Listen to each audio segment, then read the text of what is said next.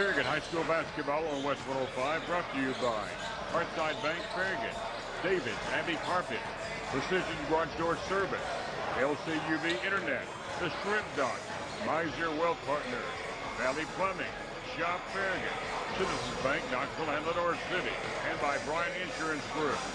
Now the voice of the Farragut Admirals, Eric Gerhardt.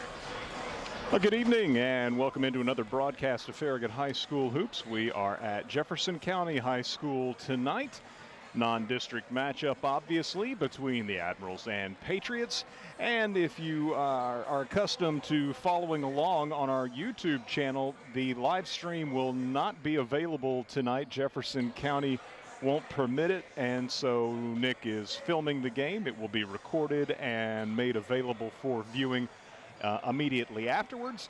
But meanwhile, here on 105.3 WFIV.com around the world, you can continue to follow the Admirals and Lady Admirals as, again, they take on Jefferson County this evening. The Lady Patriots come in with a record of 6-4. Meanwhile, Farragut's Lady Admirals are 5-4, coming off a 46-39 win at Lenore City on Friday night, which improved Farragut to 3-0 in district play. And so district play is concluded for the 2025 portion of the schedule. It will resume on January 6th. This Farragut hosts Ray County. That will be our next radio broadcast here on 105.3 WFIV.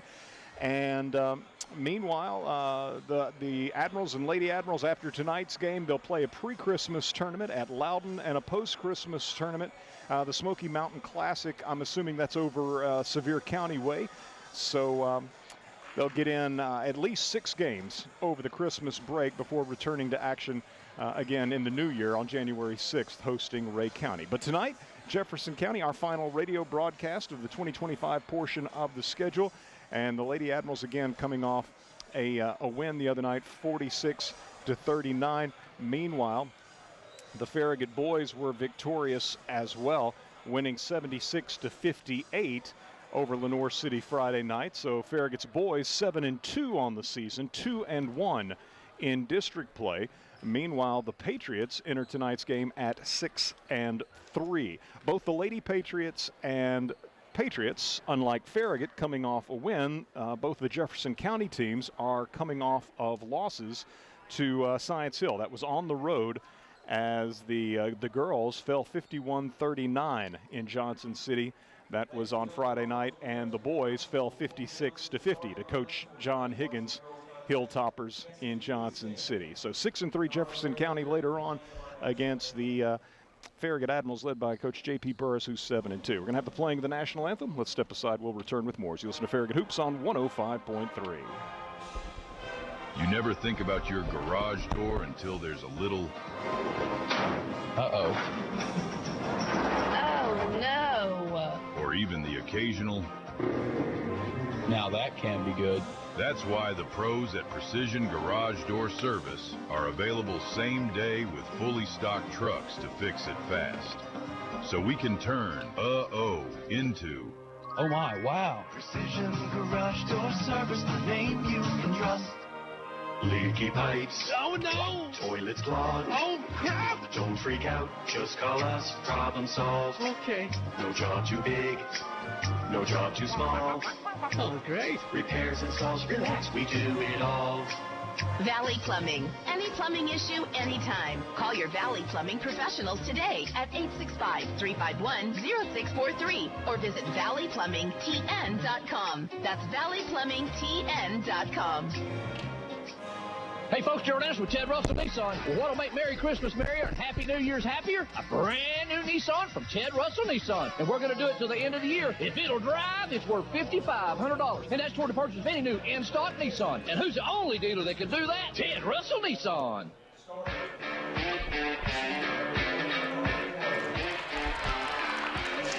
Lady Admirals in their Road Navy as the visitors being introduced first. Led by Coach Jason Mayfield. He's assisted by former Lady Admiral standout Sue Kim and Madison Maples. And Farragut tonight will have number 1, Anna Korn, 5'4", a senior. Number 2, Lily Mullins, also a 5'4" senior. Number 12, Reagan Sheridan, 5'9", a junior. Number 20, Trinity Curry, a 6-foot junior. And number 22, KJ McNeely, 6'1", a senior. Farragut was led Friday night by Trinity Curry's 16 points, and she also dished out, I would think, a good half dozen assists. So Lady Admirals, again, 5-4 overall, 3-0 in district play. Meanwhile, Jefferson County being introduced, and they all come and huddle up, and so I'm going to miss one of the starters, but we'll get that for you in just a moment.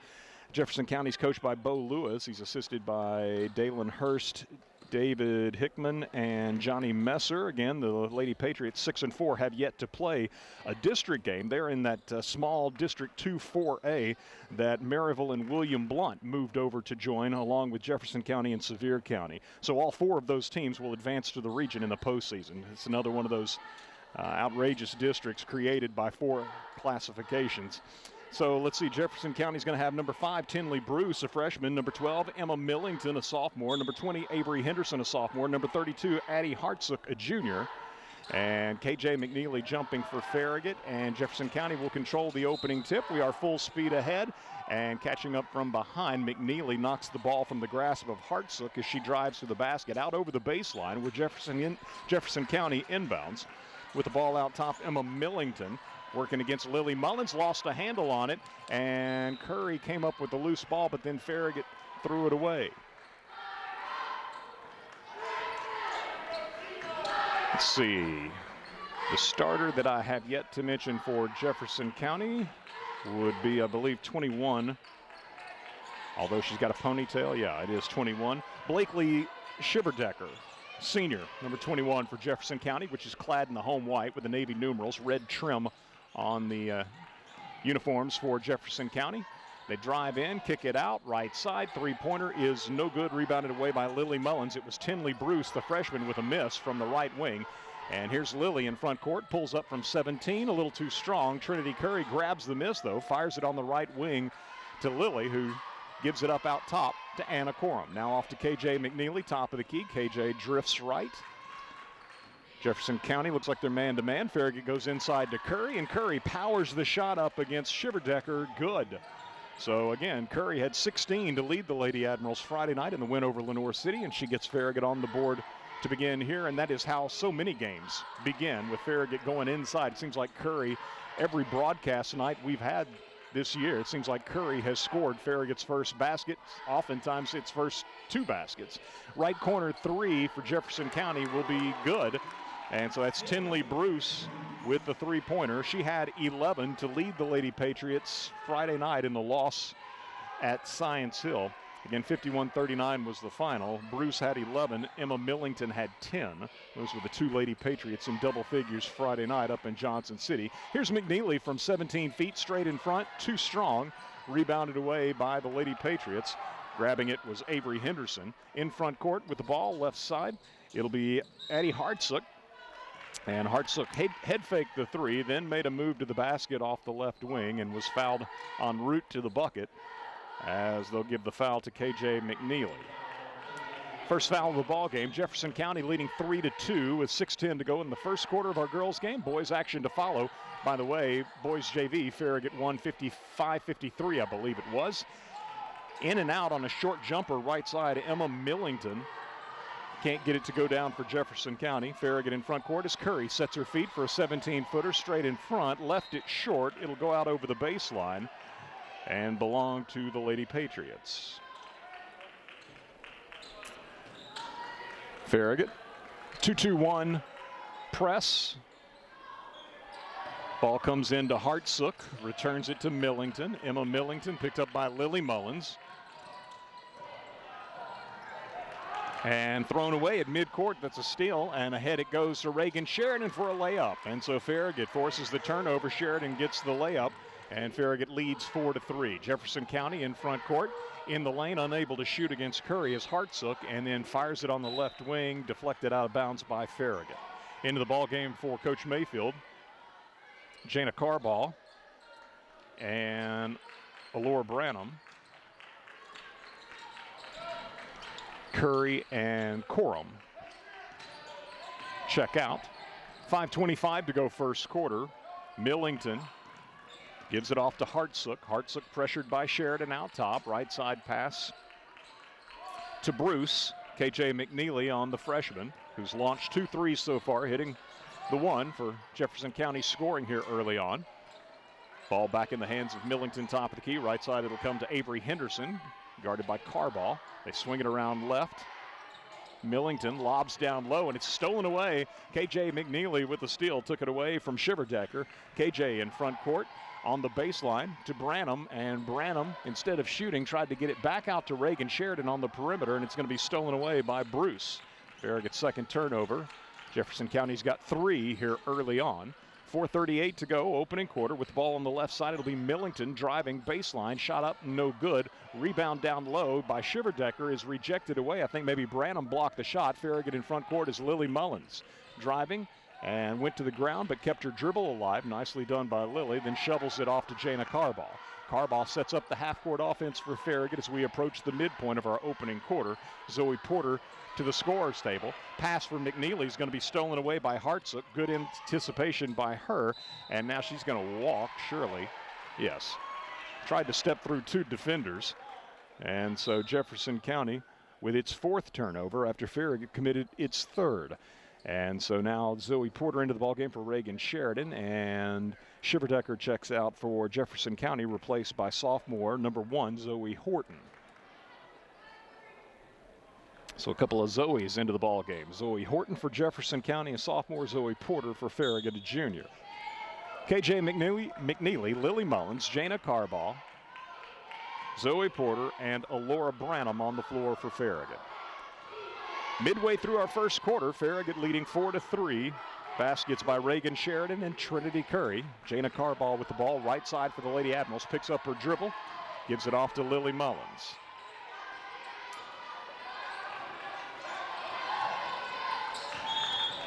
Zoe Porter called for traveling.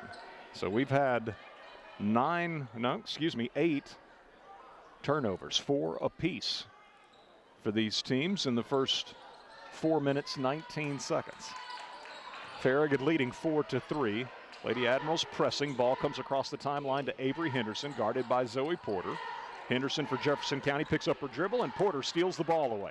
Porter driving in front court, hesitates, and then as she goes to shoot, Emma Millington reaches in, commits the foul. 9 turnovers now, 5 for Jefferson County after Porter's steal. And then Zoe fouled on her way to the basket. Or actually, she had reached the basket, head faked the shot. And then as she went up, Millington caught her across the arm.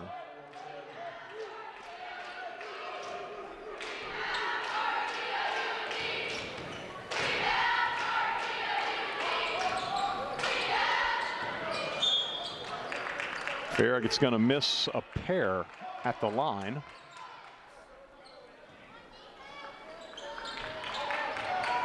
Lady Admiral shot only 6 of 12 from the foul line Friday night.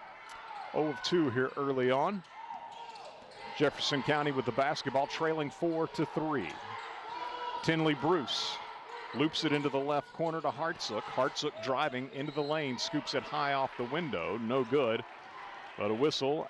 And 2 free throws coming for Jefferson County after a foul is assessed against Zoe Porter. It'll be her first, team second. 3:05 to go in our opening quarter. And Addie Hartsook, junior for the Lady Patriots, with a free throw up and good. Ends a long drought for Jefferson County. Avery Henderson checks out of the ball game, as does Farragut's Lily Mullins. Trinity Curry back in. Second toss, no good. McNeely tracks it down. Back in for Jefferson County, Blakely Shiverdecker.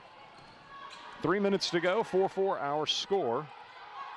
After Hartsook hits 1 of 2 free throws. McNeely gives to Curry, left side of the paint. Out to Branham for a 3-point shot from the left wing. No good. Long rebound tracked down right side by Carball. Now Carball driving into the lane, leaves it at the free throw line with Curry. Her 15-footer, no good. Branham goes and steals away the rebound, but then missed underneath. And Jefferson County's Millington comes out of there with the basketball. Millington in front court for the Lady Patriots. Drifts right, bounces it at the free throw line. to Shiverdecker. Shiverdecker shut down in the paint by Curry. Fires left wing, driving baseline. And missing on the drive was a Hartsook, rebounded away by KJ McNeely. McNeely in front court, right side Zoe Porter could have shot the three. Instead to Carball, all the way around the horn to McNeely, left side three. No good. Rebounded away by Tinley Bruce of Jefferson County. 2 minutes to go, first quarter. 4-4 our score. With the ball, Zoe Horton driving baseline, bounces it through the paint to Shiverdecker, turns and gives in the corner to Henderson. Her floater on the left baseline won't go, and it's Trinity Curry with the defensive board. Given to McNeely, who fires it in front court to Zoe Porter for a shot from the left corner. No good. Rebounded away by Tinley Bruce. Both teams struggling from the floor as Bruce, driving on Porter, comes to a stop, gives back to Shiverdecker. Bruce takes a pass from Zoe Horton, gives to Shiverdecker inside the three-point line, right side. Cross-court pass, left side will go to Emma Millington. Drives into the paint. Shot goes. Got the roll. Millington on the drive gives Jefferson County a 6-4 lead. 1:10 to go, opening quarter.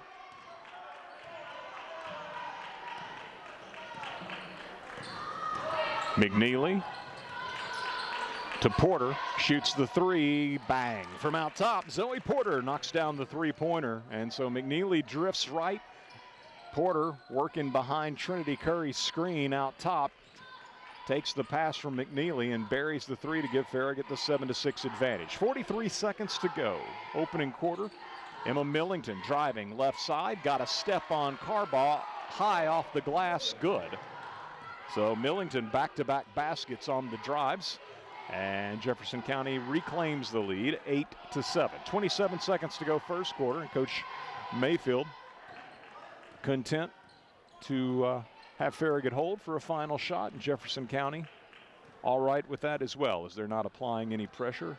KJ dribbling the seconds away out top, now works off of Curry's screen, right side, down the lane she goes, and fouled on her way to the basket with 8.7 seconds remaining, and that'll be a foul on Shiverdecker, her first and the team's second. McNeely to shoot a couple. Free throw rims out, so the Lady Admirals now 0 of 3 from the free throw line. Lily Mullins in for Branham, Reagan Sheridan in for Carball, and 1, 2, 3. Zoe Porter is going to check out as well as Farragut gets Arabella Ray, number 14, into the game for the first time. McNeely's second toss is good. That's KJ's first point. And now KJ checks out, and Anna Corum re-enters the lineup. 8-8 our score, 8.7 seconds remaining in the first quarter. Farragut with a 2-2-1 press as Henderson checks out. Millington returns to the lineup for the Lady Patriots. In it comes to Tinley Bruce. Bruce into front court, bounces it ahead to Barker, and then threw it away. Stolen away by Farragut's Ray. Arabella Ray ahead to Sheridan, but no shot attempt as the first quarter comes to a close. And the Lady Admirals and Lady Patriots of Jefferson County both having put up 8 first quarter points. We move to quarter number 2 in 1 minute as you listen to Farragut High School Hoops, presented by Precision Garage Door Service on West 105 and worldwide at WFIV.com. Looking for a mortgage that fits your needs? At Hearthside Bank, we offer a variety of mortgage solutions to help you get into your dream home. Whether you're a first-time home buyer or refinancing, our team is here to guide you every step of the way. With competitive rates, personalized service, and flexible terms, we have the right mortgage for you. Visit us today and let's make your homeownership dreams a reality. Hearthside Bank, member FDIC, equal housing lender. Whether you're cheering on the home team or building your dream home, David's Abbey Carpet and Floors has you covered. From engineered hardwood to luxury vinyl, elegant porcelain to natural stone, David's has the winning design for every room and the championship team ready to help you score the perfect floor. Locally owned and proud to serve our communities from locations in Farragut, Maryville, and Pigeon Forge. Visit David's Abbey Carpet and Floors in-store or online today, where the Admirals shop for floors. Lady Admirals with the first possession of the second quarter in an 8-8 game here at Jefferson County High School, and Farragut's going to turn the ball over A pass from Anna Corum over on the right wing to Arabella Ray, and Jefferson County was able to get a hand on it, and so then it deflected at close range off of Ray and out of bounds, and Farragut with its 5th turnover. Jefferson County with 6 turnovers. Lady Patriots, first possession, second quarter for them on the baseline drive, left side. Missing will be Tinley Bruce, and then the ball was deflected out of bounds off of Jefferson County. Entering the ball game for the Lady Patriots, Emma Millington and Addie Hartsook. Joining Henderson, Bruce, and also for Jefferson County, Miley Parker. Lily Mullins for Farragut, top of the key, gives off to Ray. Ray in turn gives to Corum right side. Out top, Reagan Sheridan drives the lane left side, then loops it back out top to Mullins. High post, it'll go to Trinity. Trinity with the dribble drive down the right side of the lane and powers the shot up. Nicely done by Trinity, recognizing that she had Henderson on her. Just take her strong to the hole, which she did, and she's got 4 points, and Farragut leads 10-8. On the left baseline, Bruce had a chance to shoot from within 10 feet, but backs it out to the three-point arc and gives to Millington. Millington back to Bruce, who will now launch a 3 and hits it from the left wing. Bruce is obviously the designated shooter. She's got 2 threes. And while she was hesitant to take the baseline mid-range shot, no hesitation at all for her to launch beyond the 3-point line. 11-10, Jefferson County leading. Farragut goes inside to Trinity. Could have shot it. Instead, gives in the left corner for a 3-point attempt by Ray that is no good. And rebounded away by Bruce of Jefferson County. Ahead in front court, it comes to Henderson. Henderson on the left side to Hartsook. Hartsook makes the extra pass out top to Bruce, who will penetrate, knocks it home off the window, and they're going to call a foul in addition. So an and one opportunity after a foul is assessed against Lily Mullins. Her first. And Bruce with a 3-point play opportunity. Farragut checks Curry out and Ray out and Corum out.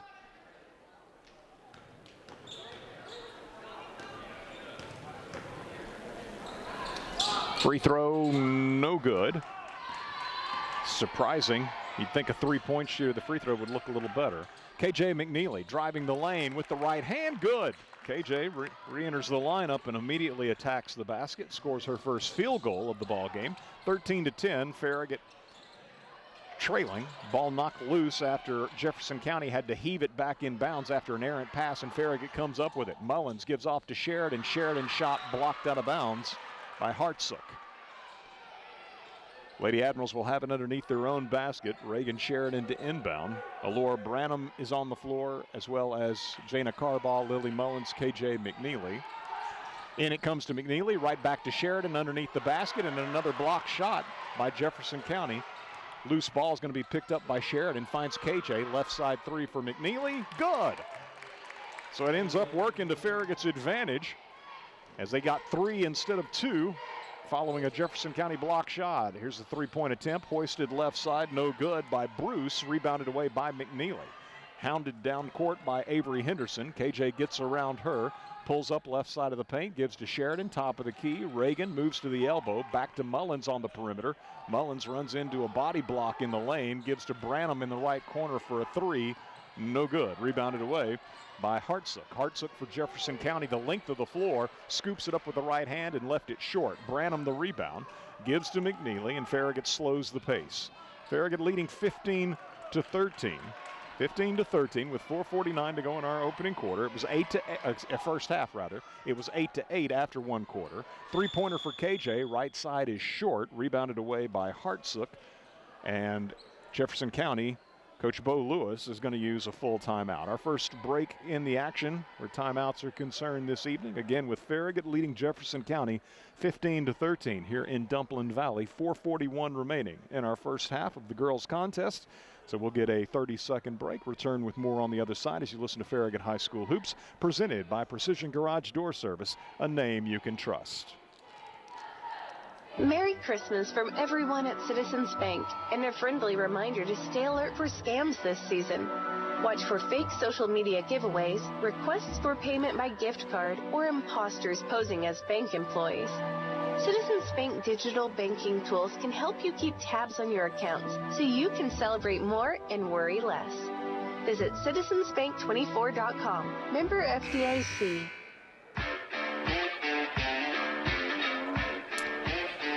Eric Gerhard back with you here at Jefferson County High School.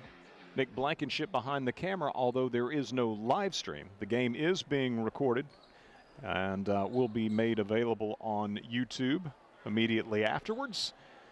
And back in our WFIV studios, our producer, Dusty Streets. I appreciate you joining us here on the FM dial, 105.3, or around the world, WFIV.com. 15-13, the Lady Admirals leading by 2 coming out of the Jefferson County timeout. We've got 4.5 minutes to play in the second quarter. Boys action to follow, of course. Boys JV game, nip and tuck affair. The Admirals won that, I think in the final score was 55-53. Jefferson County in the corner with the ball. Zoe Horton dribbles out top, shoots a 3 and hits it. Horton knocks down the 3. Sophomore just entered the game, and Jefferson County seesaws back in front, 16-15. That's the third three-pointer for Jefferson County. Farragut's got 2 from long range, 1 from McNeely and 1 from Zoe Porter. Trinity Curry takes the ball on the right baseline on a bounce pass from Mullins, works in the paint, up and under move, and they say she took steps. That'll be turnover number 6 for Farragut. Jefferson County with 7 turnovers.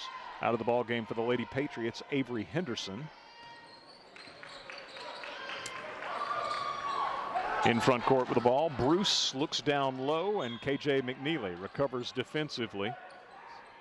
Leaps in front of the Lady Patriot on the right baseline, Addie Hartsook, and knocks the ball out of bounds. Lady Patriots inbounding from underneath, and it's going to be stolen away out top. Jana Carball with the steal, driving into front court, and fouled by Hartsook.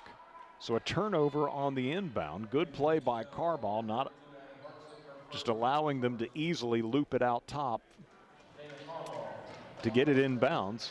Contested it, knocked it away, tracked it down, and then was fouled, and will shoot a couple as Carball, 5'7" freshman for the Lady Admirals, looking to add her name to the scoring column, and does so.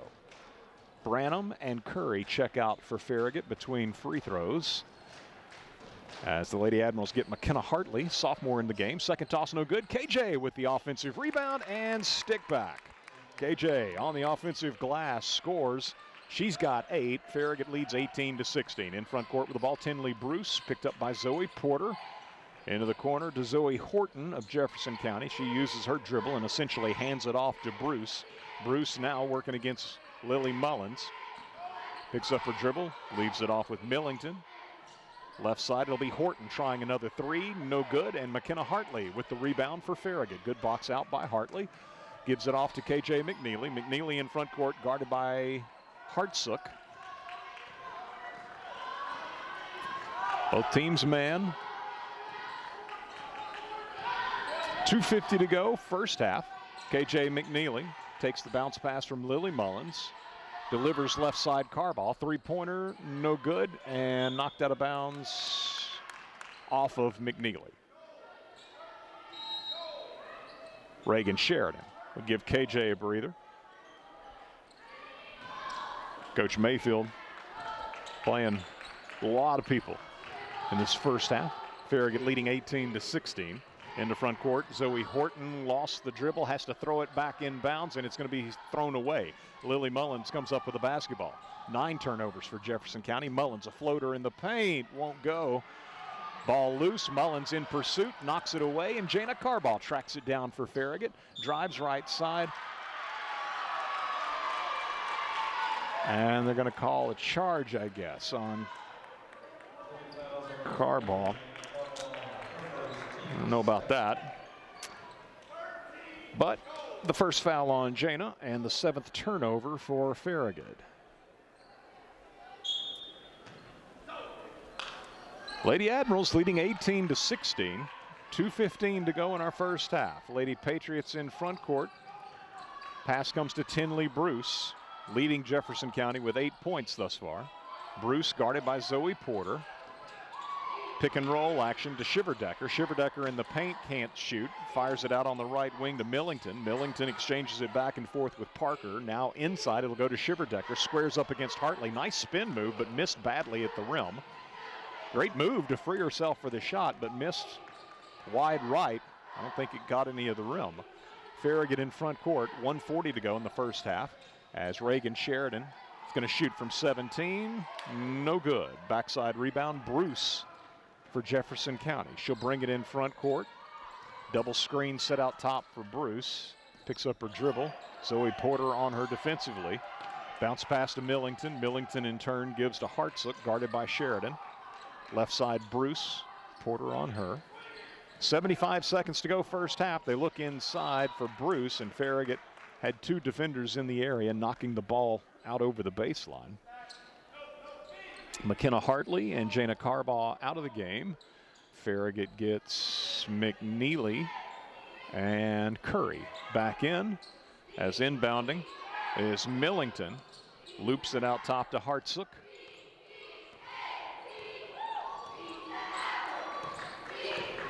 Hartsook hands it off to Millington. Millington driving down the left side of the lane, gives it on the baseline to Parker. Miley Parker exchanges it back and forth with Bruce. Now Parker gives it off to Hartsook out top. Bruce takes it from her. McNeely on her man-to-man. Curry hedges, and pass stolen away. Zoe Porter with a steal. And then Porter trying to wrap the pass around to McNeely, lost a handle on it and lost it out of bounds. So we've seen that both teams on occasions here in the first half. They'll get a turnover, but can't stand prosperity. Turn around and give it right back. A lot of subs. Jana Carbaugh back in for Trinity Curry. 39 seconds to go in our first half. Miley Parker has checked out of the game for Jefferson County. Lady Patriots in front court. Right side, three-pointer, too strong this time by Tinley Bruce. And it's KJ McNeely with a defensive board. 27 seconds to go first half. KJ in front court, fires into the right corner to Carbaugh. To Mullins, now out top to Corum. Corum drives the lane, scoops it up, left it short. Rebounded away by Jefferson County. It was Maggie Denton seeing her first action, I believe, of this first half. Checked in just a moment ago. She got the defensive board, then her pass was swatted out of bounds by McNeely. So 16.5 seconds to go in the first half, and Jefferson County in possession of the ball as Farragut applies some backpedaling pressure. Into front court, Emma Millington for Jefferson County. Right side, Horton will launch a three. Short, Reagan Sheridan grabs it off the deck. 3 seconds, 2 seconds. Here's KJ inside midcourt. Let's fly. No good at the horn. And we will go to the locker rooms with Farragut leading by 2 over Jefferson County here in Dumplin Valley. Lady Admirals up 18-16. And after an 8-8 score after 1. Let's get a 3-minute break. We'll return to take a look at the first half numbers on the other side of the break as you listen to Farragut High School basketball, presented by Precision Garage Door Service on West 105 and around the world at WFIV.com.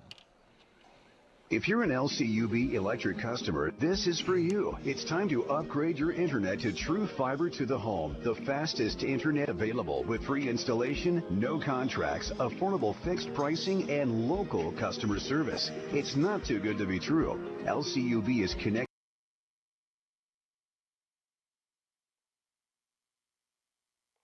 Wi-Fi included. Check your availability at lcub.com and get connected.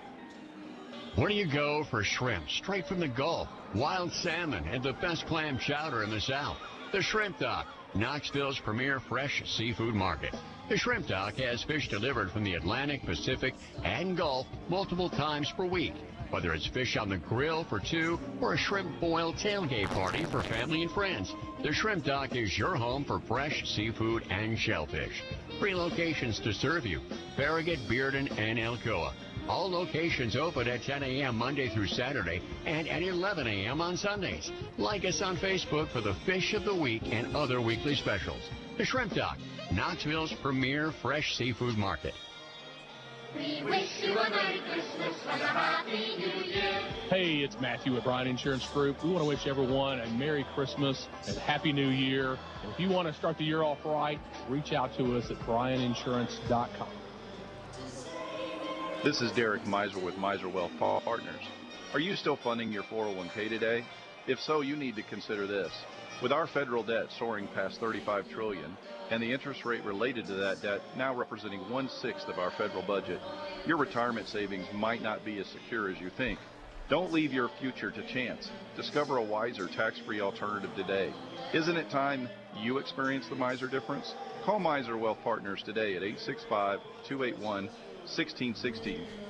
Shop Farragut loves Farragut sports. From football to basketball to baseball and softball, we love supporting our hometown teams. We also love it when you shop Farragut and support our hometown businesses. You'll find everything you want when you shop Farragut. So support our local businesses and shop Farragut every day. We got the big box of mom and pops, so many groovy restaurants. Shop Farragut.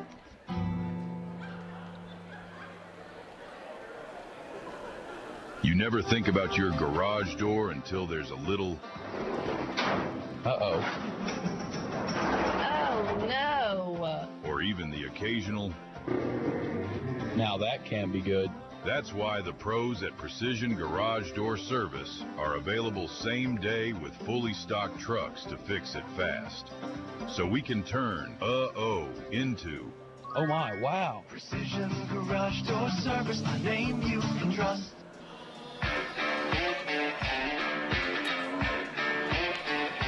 Farragut leading Jefferson County in our girls contest at halftime, 18-16. Two teams that coming into the night kind of headed in opposite directions. Jefferson County won its first 6 games of the year, but they've dropped 4 in a row, including Friday night at Science Hill, 51-39. Prior to that, a 30-point loss at Morristown East and a 15-point loss at Central. The first loss after the 6 wins to begin the season for Jefferson County was against Austin East, 45-32. The wins for the Lady Patriots, they opened the season defeating Hall 60-58, defeated West 57-28, Claiborne County 48-30, then matched up with West again, a 5-point victory this time, much closer than the first meeting with the Lady Rebels. Then defeated Lakeway Christian by 42, and by 28 the win over First Baptist Academy. So they won their first 6, dropped their last 4. Meanwhile, Farragut has won 3 in a row, and they've all been district games. And so the Lady Admirals enter play 5-4, 3-0 in the district. Those 3 consecutive wins over Hardin Valley, 57-40, over Oak Ridge, 60-55, and Friday night the win at Lenoir City, 46-39. It was 8-8 here this evening after our first quarter, back and forth first quarter, and the same was largely true of the second quarter, but Farragut with a 10-8 edge, and so they lead at 18-16 to the Lady Admirals here at the break. Farragut with 8 turnovers, Jefferson County with 10 first half turnovers. And looking at the individual scoring, for the Lady Patriots, Zoe Horton, 3 points on a second quarter 3-pointer. Tinley Bruce knocked down 2 threes, 0 of 1 from the line. Bruce leads Jefferson County with 8 points. Emma Millington with 4 points. And Addie Hartsook, 1 of 2 from the line for her lone point. So the Lady Patriots 1 of 3 from the foul line and 3 3-pointers. Again, Tinley Bruce with 2 of those and Zoe Horton the other. For Farragut, Zoe Porter, 0 of 2 from the line, 1 3-pointer, 3 first half points for Porter. Jana Carball, 1 of 2 from the line, 1 point. Reagan Sheridan with 2 points. Trinity Curry with 4 points. And KJ McNeely, 1 of 2 from the line, 1 3-pointer. KJ leading Farragut with 8 first half points. The Lady Admirals shooting at a 33% clip, just as Jefferson County is from the free throw line. While Jefferson County's 1 of 3, Farragut's 2 of 6 from the charity stripe. And while Jefferson County has 3 first half 3-pointers, the Lady Admirals have knocked down 2 from long range, 1 by Porter and 1 by McNeely. 18-16, Farragut leading here at intermission. Let's get another 2-minute break, or a 2-minute break, and we'll return with more on the other side as you listen to Farragut High School basketball presented by Precision Garage Door Service, a name you can trust. Leaky pipes. Oh, no. Toilets clogged. Oh, crap. Don't freak out. Just call us. Problem solved. Okay. No job too big. No job too small. Oh, great. Repairs, installs, relax. We do it all. Valley Plumbing. Any plumbing issue, anytime. Call your Valley Plumbing professionals today at 865-351-0643 or visit valleyplumbingtn.com. That's valleyplumbingtn.com. Banking should feel personal, and at Hearthside Bank, we make sure it does. With services designed for you, from everyday banking to complex loans, we're here when you need us. Visit our Farragut branch today and discover the difference of banking with a local team that is always within reach. Hearthside Bank, member FDIC, equal housing lender. Whether you're cheering on the home team or building your dream home, David's Abbey Carpet and Floors has you covered. From engineered hardwood to luxury vinyl, elegant porcelain to natural stone, David's has the winning design for every room and a championship team ready to help you score the perfect floor. Locally owned and proud to serve our communities from locations in Farragut, Maryville, and Pigeon Forge. Visit David's Abbey Carpet and Floors in-store or online today, where the Admirals shop for floors. Shop Farragut loves Farragut sports. From football to basketball to baseball and softball, we love supporting our hometown teams. We also love it when you shop Farragut and support our hometown businesses. You'll find everything you want when you shop Farragut. So support our local businesses and shop Farragut every day. We got the big box of mom and pops, so many groovy restaurants. Shop Farragut.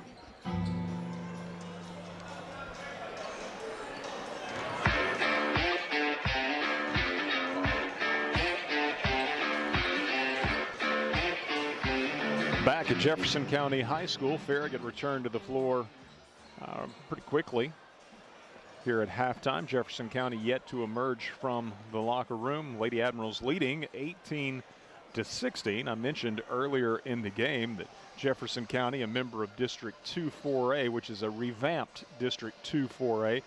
Last year it included the Morristown schools, along with Jefferson County and Sevier County, so it was just a 4-team district last year as well. The Lady Patriots went 0-6 in 2-4A a year ago, 7-15 overall. But this year, 2-4A, Jefferson County and Sevier County remain. However, William Blount and Maryville, which of course had forever been members of District 4, be it 3A, 4 AAA when there were only 3 classifications, or a few years ago when they went to 4 classifications, a member of 4A. But William Blount had shared a district with Farragut ever since the school came into existence in the, I believe, 79-80 school year. Maryville, ever since it moved up to AAA in the 87-88 school year, had been in the same district as Farragut. But you had to have 4 teams in a district. And so the TSSAA moved William Blount and Maryville over to District 2. Meanwhile, for Farragut in District 4, there's some new opponents this year. We've already seen Oak Ridge and Lenoir City, who are new members of District 4. In addition, in the new year, we'll have Ray County and McMinn County. And in fact, 2 of those will be our next 2 broadcasts here on West 105. Tuesday, January 6th, Farragut hosts Ray County. And that's the first game in 2026. Then the Admirals will will host West in a non-district affair. And then on Tuesday, the 13th of January, Farragut hosts McMinn County. But a lot of changes where all of that's concerned. West, of course, is another team that formerly was in District 4. But the Rebels over the years have gone back and forth between District 3 and District 4. They've never been much of a mainstay in either one. The TSSAA always flipping them one to the other. The last meeting between Farragut and Jefferson County, it's a seldom played series, was November 30th of 2019 at Farragut. The Lady Admirals won 42-33. The next most previous matchup was November 24th of 2018. Farragut won that one by 21, 75-54. And probably the game or the matchup that most will remember was a sectional back in 2014. Jefferson County won at Farragut 42-40. Farragut leads 6-3 in the series, dating back to December of '02. Lady Patriots are going to have the ball first. Chance to tie or take the lead on the first possession of the third quarter, but they throw it away. KJ McNeely into the passing lane, makes the theft, and then scores the basket at the other end. KJ in double figures, and that'll be turnover number 11 for Jefferson County. And McNeely almost had another steal, but knocked it into the scorer's table. 11 turnovers for Jefferson County. Farragut with 8. Lady Admirals leading 20-16, and I believe this would be Farragut's biggest lead of the ball game. Shiverdecker for Jefferson County at the free throw line. Fires it left side to Bruce. KJ McNeely on her. Farragut opens the second half with the same 5 they began the game. That would be Anna Corum, Lily Mullins, Reagan Sheridan, Trinity Curry, and KJ McNeely. Driving for Jefferson County, Millington all the way to the baseline. And they'll say she's fouled, and 2 free throws coming as Mullins becomes the first player on either team to pick up a second foul. So at the line, Emma Millington. Boys action, of course, will follow our girls game. First toss is up and good by Millington.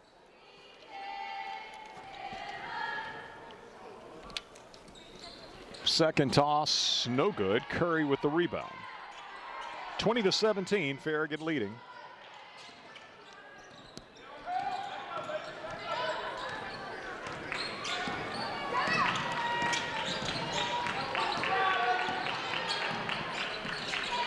McNeely with the ball, looking inside to Curry. Curry working against Shiverdecker. Absorbs some contact, then goes up strong with the right hand and scores. So Curry with the basket. She's got 6, and Farragut leads by 5, 22-17. And Jefferson County with an unforced turnover. They just threw it wide of the mark over on the right side into the stands. Turnover number 12 for the Lady Patriots. Anna Corum in front court for the Lady Admirals. Hands it off to KJ McNeely to run the show at the point. High post bounce pass, actually top of the key to Trinity Curry. Shiverdecker on her. Gives it back to KJ. She'll shoot the 3 over Curry. Good. KJ, there wasn't a whole lot of effort from Jefferson County to fight over the top of that screen by Curry. And McNeely with a good look knocks down her second 3. Granted, it was a long 3. She was a few feet beyond the arc, the 3-point line, but knocked it down, her second 3 of the ball game. And Jefferson County using a 30-second timeout as Farragut has opened up an 8-point lead at 25-17 with 6:13 remaining in our third quarter. KJ with 5 in this quarter. Trinity Curry with the other basket for the Lady Admirals. And the lone point thus far for Jefferson County, Emma Millington, having hit 1 of 2 free throws. Millington will inbound for the Lady Patriots. That's Farragut with a 2-2-1, which they employed throughout the first half. Across the timeline with the ball, Hartsook. Hartsook gives off in the corner to Henderson, drives left side, missed the shot. It's going to be tipped around and controlled by Farragut's Lily Mullins.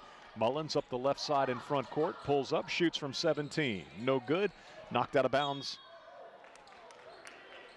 Looked like that was off Jefferson County, but they say it's off of McNeely.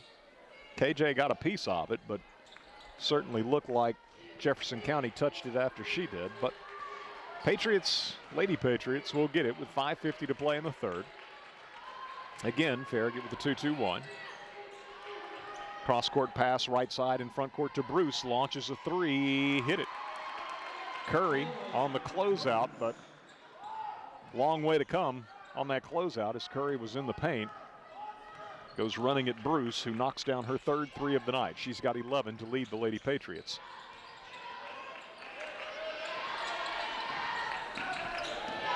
(25-20), Farragut by 5. Mullins to Sheridan.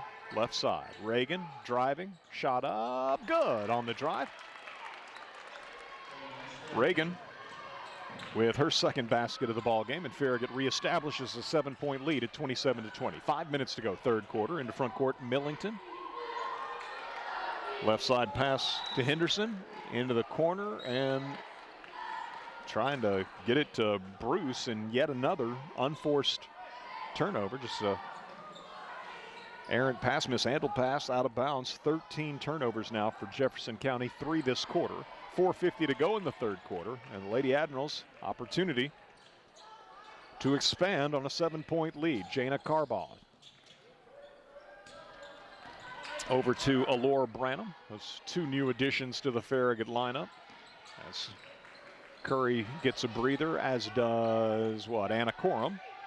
Carbaugh, right side, lobs inside and knocked away, stolen away by Hartsook. Hartsook in front court for Jefferson County goes right at Branham and scores.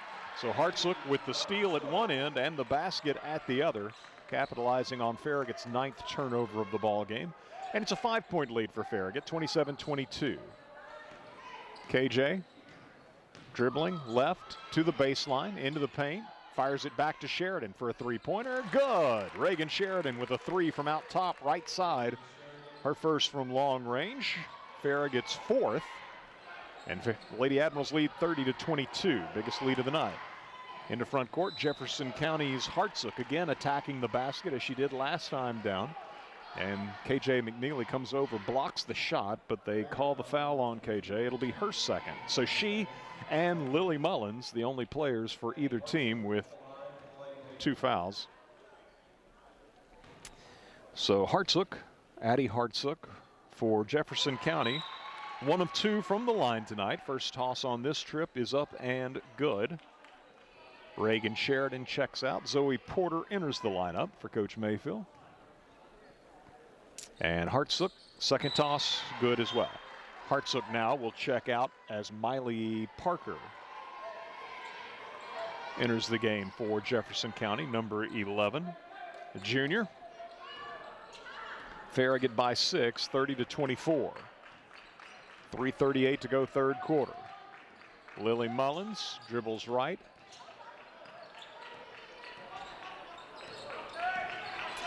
Backs it out.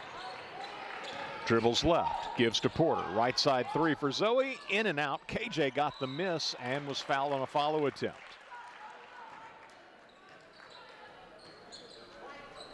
Porter, play designed to give her a look from 3. And the rim unkind, spit it out, but KJ was there to claim it, and I missed who the foul was on. But McNeely is at the line. Nobody in serious foul difficulty, so it'll probably not be an issue. KJ at the line, knocks it down. 2 of 3 from the free throw line tonight, and the second one is true as well. So 15 for KJ, and Farragut matches its biggest lead at 8, 32-24. 3-pointer.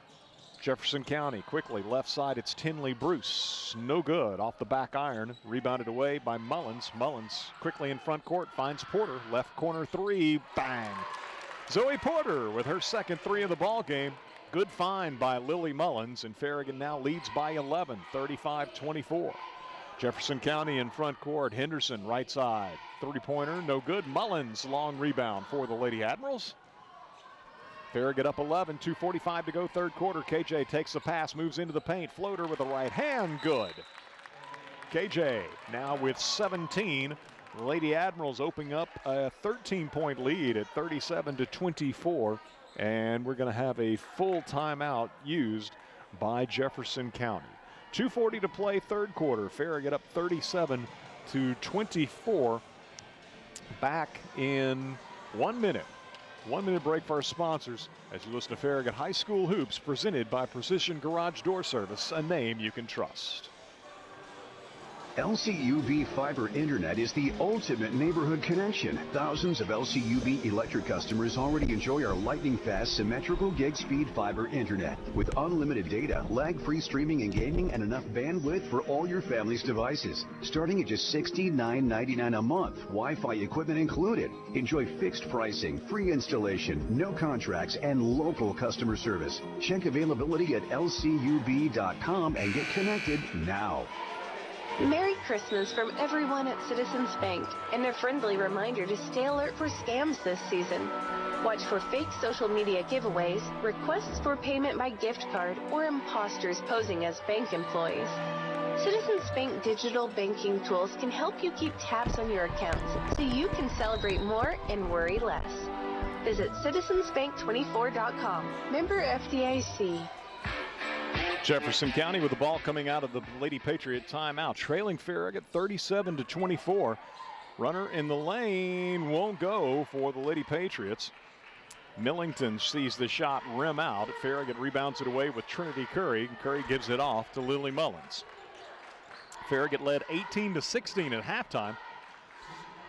Lady Admirals have more than matched their first half scoring here in the third quarter.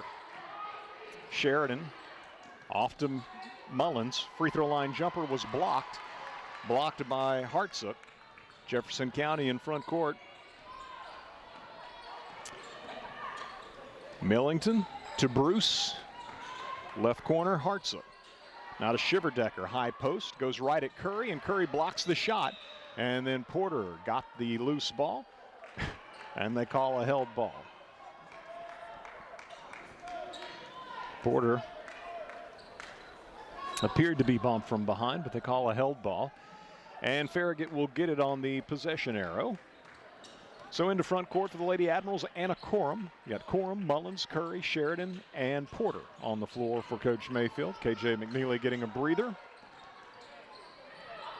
Curry inside, double team, gives out to Sheridan for a three from the right wing. No good. Rebounded away by Blakely Shiverdecker of Jefferson County. Lady Patriots in front court as Tinley Bruce dribbles right. Mullins picks her up. McNeely, by the way, reporting to the scorer's table. Left corner, Hartsook. Skip pass goes out top right side to Parker. Miley Parker then leaves it off with Bruce right side. Picks up her dribble. Off to Shiverdecker just inside the three-point line. Cross-court pass goes left to Hartsook. Drives into the paint and gets the shot to go. Addie Hartsook, Jefferson County junior, now with 6 points, 5 in the quarter. 37-26, Farragut by 11. Zoe Porter takes a shovel pass from Reagan Sheridan. Now has a wide open look for three. A little too strong. And they're going to call Curry for a foul on the rebound attempt. So Curry picks up her first. Anna Corum and Zoe Porter check out for Farragut. Lady Admirals getting KJ McNeely and Jana Carbaugh. Back on the floor, joining Mullins, Sheridan, and Curry. 2-2-1 zone press for the Lady Admirals. Jefferson County in front court, gets it to Shiverdecker in the paint, not looking to shoot. Feeds it to Kinsey Trent, freshman, seeing her first action on the right wing. She'll give it up to Millington. Millington goes in the post to Shiverdecker. Shiverdecker has the ball stripped away by Curry. Ahead to McNeely. Farragut on the break. McNeely all the way to the rim. Miss with the left hand. Sheridan able to track down the basketball and save it in bounds. And then Coach Mayfield uses a timeout. Nice defensive play by Curry at the other end. And the Lady Admirals leading 37-26 with just 8.9 seconds remaining in the third quarter. And I believe the first timeout called by Farragut this evening, a full timeout being used by Coach Mayfield. So they're going to get the extended break here, play 8.9 seconds, and then have the quarter break as well. Again, no live stream, but the video will be available after the fact tonight. And behind the camera, as always, Nick Blankenship, who in addition to shooting the video for Farragut basketball and football, also the proprietor of A-List Video Solutions. Get in touch with Nick. He can assist you with personal or business needs. A-List Video Solutions can shoot weddings, funerals, reunions, you name it. As far as business goes, if you need to document a conference or presentation, let A-List Video Solutions help with its start-to-finish services. For more information about A-List Video Solutions' wide range of services, call or text 865-679-2276. That's 865-679-2276. McNeely inbounds to Curry. Curry. That is not a good call, but par for the course as Curry took the pass in the post from McNeely on the inbound. Lost a handle on the dribble, went to pick it up. Jefferson County flopped in the paint, and the official was more than happy to buy it. And so an offensive foul called on Curry. Turnover number 10 for Farragut. Lady Patriots with the ball, 5 seconds to go, third quarter. Into front court comes Emma Millington all the way to the basket. The lane comes open, but she missed at the rim. Farragut catches a break as the sea parted, really for Millington to have a shot as the third quarter's expiring, but would not go, and so the Lady Admirals will hold a double-digit lead as we move to the fourth quarter. It's Farragut 37 and Jefferson County 26. Back in 1 minute with fourth quarter action in our girls contest as you listen to Farragut High School Hoops, presented by Precision Garage Door Service on West 105 and worldwide at WFIV.com. This is Derek Miser with Miser Wealth Partners. Are you still funding your 401k today? If so, you need to consider this. With our federal debt soaring past $35 trillion and the interest rate related to that debt now representing 1/6 of our federal budget, your retirement savings might not be as secure as you think. Don't leave your future to chance. Discover a wiser tax-free alternative today. Isn't it time you experience the Miser difference? Call Miser Wealth Partners today at 865-281-1616. Leaky pipes. Oh no! Toilets clogged. Oh crap! Don't freak out. Just call us. Problem solved. Okay. No job too big. No job too small. Oh, great. Repairs, installs, relax. We do it all. Valley Plumbing. Any plumbing issue, anytime. Call your Valley Plumbing professionals today at 865-351-0643 or visit valleyplumbingtn.com. That's valleyplumbingtn.com. 37-26, Farragut leading as we move to the fourth quarter. In our girls game, left side three, Zoe Horton for the Lady Patriots. Good, that's her second three of the ball game. Farragut gets Anna Corum up off the bench. Lily Mullins, Trinity Curry, KJ McNeely, Reagan Sheridan, and Zoe Porter on the floor to begin the fourth. Farragut with a runner that is going to be no good, and rebounded away by Shiverdecker of Jefferson County. So the Lady Patriots have got it down to a single-digit deficit. And now Mullins goes for a steal and is given a foul. It'll be her third.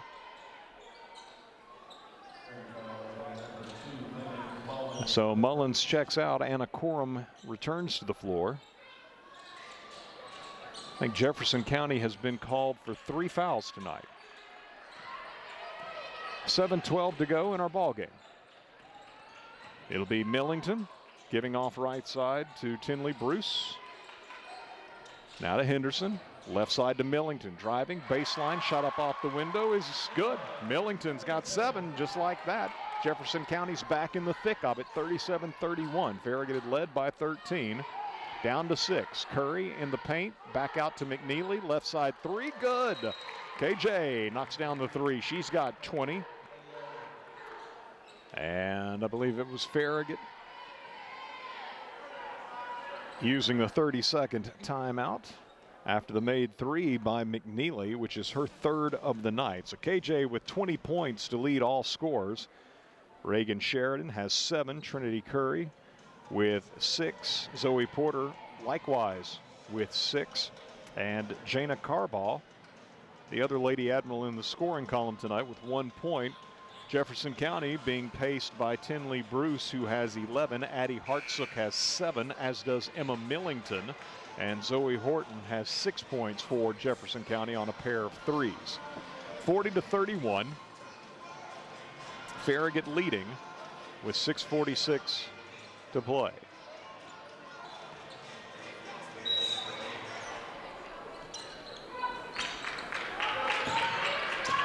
Porter, Corum, Sheridan, Curry, and McNeely for Farragut. Jeff County splits a double team in front court, but then threw it away. Trying to get the ball left side to Bruce, wide of the mark, turnover number 14. There's been a handful of those tonight that Farragut didn't have a whole lot to do with, as Jefferson County just threw it away. Here's KJ into the paint, 14-footer, no good, tipped to Sheridan. Reagan immediately into the left corner to KJ as Farragut resets, goes inside to Curry. Curry fouled on the shot, got it to go. Hanging all over was Shiverdecker. They almost had to call that one. And a three-point opportunity for Trinity Curry. Trinity has scored in each quarter a single basket. Now a chance at an and one three-point play opportunity as Sheridan out of the ball game into the lineup.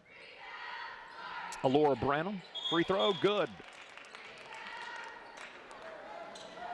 Now Porter checks out and Jana Carbaugh returns to the floor. So you got Jana Carbaugh, Anna Corum, Alora Branham, KJ McNeely, and Trinity Curry for the Lady Admiral. 6:10 to play, and Farragut leading by 12, 43-31 after Jefferson County had it down to 6 just a moment ago. Three-pointer by McNeely, and the three-point play and one situation for Curry has pushed the lead back out. Runner in the lane for Jefferson County's Millington won't go. Curry, the defensive board, ahead to McNeely. McNeely cross-court pass to Carbaugh on the left wing. Carbaugh hip checked by Henderson. And we've had 2 fouls on Jefferson County in the last minute of game time. And they had only 3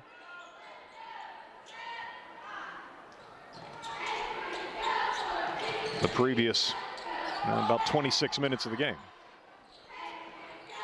Take them when you can get them. Curry inside on the beautiful bounce feed from McNeely. Nicely done by KJ on the entry pass, and Curry goes up over 2 defenders and scores. Trinity's got 11. Jefferson County the other way, attacking the basket. Addie Hartsook, the shot won't go down. Rebounded away by the Lady Admirals. McNeely leads it back the other way, pulls up for a 3 and hits it. KJ with 23 points now. And Farragut has pushed the lead out to 17 at 48-31. So Trinity Curry with the basket, and McNeely follows up with a three-pointer. Role reversal from what we saw with the earlier baskets. So you started with a KJ 3, then you had a Curry and 1 three-point play.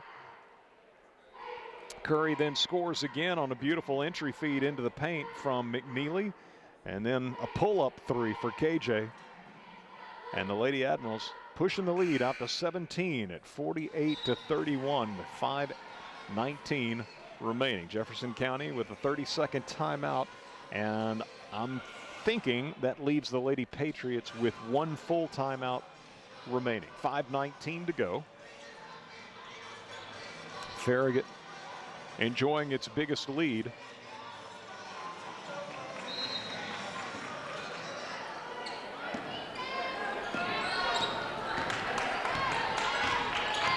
Into front court, Millington.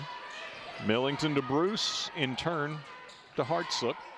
Hartsook on the left side gives to Shiverdecker, top of the key. Farragut applying the pressure there with Alora Branham. Ball knocked away, but saved by Shiverdecker, who then threw it to Lily Mullins. Turnover for Jefferson County. Mullins in front court, back to the trailing McNeely on the right wing. KJ cross-court pass deflected, but makes it to Corum. Shovels it off to Branham. Branham drives into the lane, walked. Looked like she walked before she was tied up, but they say tied up. And so Farragut will keep it with the possession arrow. Meanwhile, Jefferson County will get Shiverdecker out of the ball game.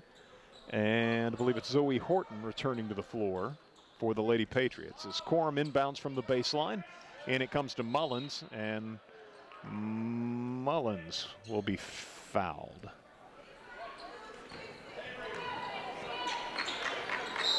Foul is on number 32, Addie Hartsook, her second, team's third.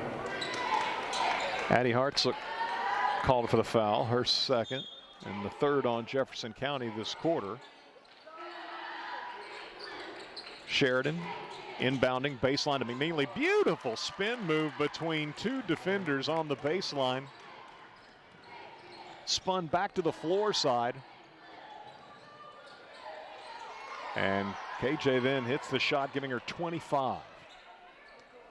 Jefferson County looking inside, and the ball's going to glance off the hands of Millington out of bounds, and another turnover for Jefferson County. It's 16th of the night.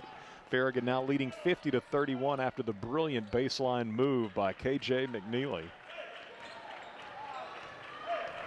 KJ with 8 this quarter, 25 in the game. Half of Farragut's points and obviously leads all scores. High post, Trinity Curry finds McNeely left side. Bruce close enough to prevent a three-point shot. Curry bumped, no foul call. Her pass is stolen away, and the other way, shot up no good by Millington. And then as Corum claims the rebound, she's on the baseline. Back in for Jefferson County, Shiverdecker replacing Hartsook. And the Lady Patriots with the ball baseline left. Millington inbounds, then gets the handoff back in return from Avery Henderson. Henderson with the ball in the corner to Shiverdecker, left side of the paint. Right side for a three-point attempt by Tinley Bruce, and it's no good. Backside rebound. Farragut's KJ McNeely. McNeely into front court, off to Corum, back to Mullins. Mullins drives the lane, scoops the shot up, no good. Got a hand on it, did the Lady Patriots. So Jefferson County in front court, it's Tinley Bruce ripping a pass down low on the left baseline to Zoe Horton. Quick little shot up by Horton, good. Horton from inside 5 feet hits the short jumper. She's got 8. Farragut leads by 17, 50-33.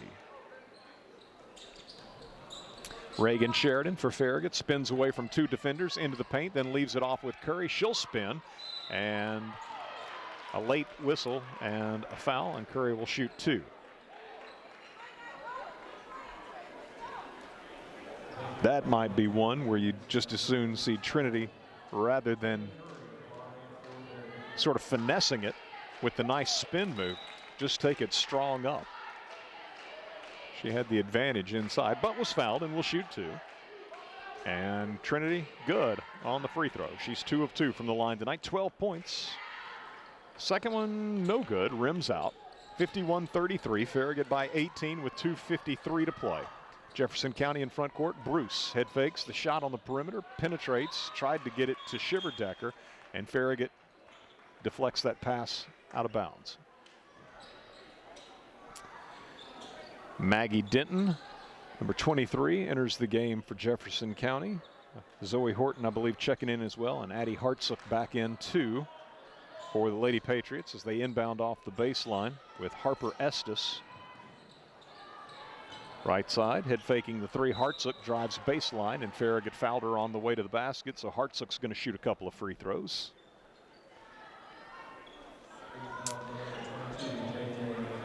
McNeely picks up her 3rd foul. McNeely with 25, Curry with 12, Sheridan with 7, Zoe Porter with 6 for Farragut. Carball with 1. Free throw no good by Hartsook. Tinley Bruce 11, leading Jefferson County. Zoe Horton has 8. And now also with 8, Addie Hartsook as she hits the 2nd free throw. Hit 1 of 2. Emma Millington, the other Lady Patriot in the scoring column, with 7 points. Farragut by 17, 51-34 in front court. Lady Admirals, Hannah Corum with the basketball.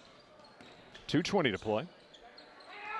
Gives off to Lily Mullins, guarded by Tinley Bruce. McNeely takes the bounce pass. KJ pushed and fouled by Zoe Horton. So that looked intentional.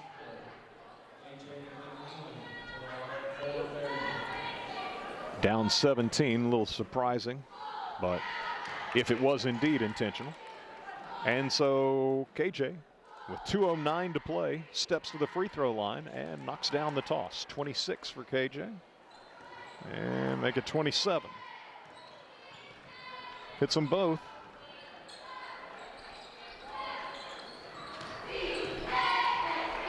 (53-34). Hartsook head fakes a 3, drives toward the lane, releases a pass cross court left side to Tinley Bruce. Bruce gives it up out top to Harper Estes. Jefferson County freshman, hounded by Mullins, picks up her dribble, needs some help. Gives it back to Hartsook. Hartsook driving into the lane, and she and Trinity Curry both in possession of the ball.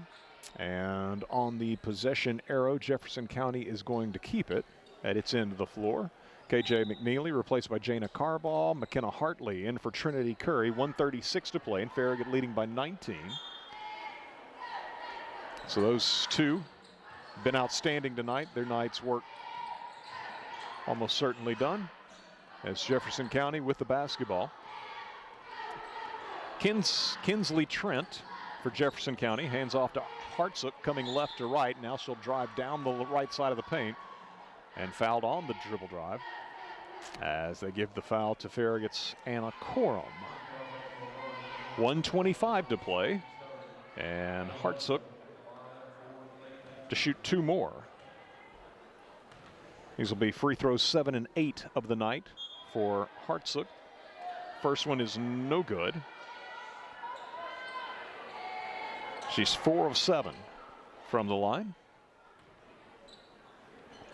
Second toss, good. 9 for Hartsook. Farragut facing Jefferson County press, 2-2-1. Lily Mullins.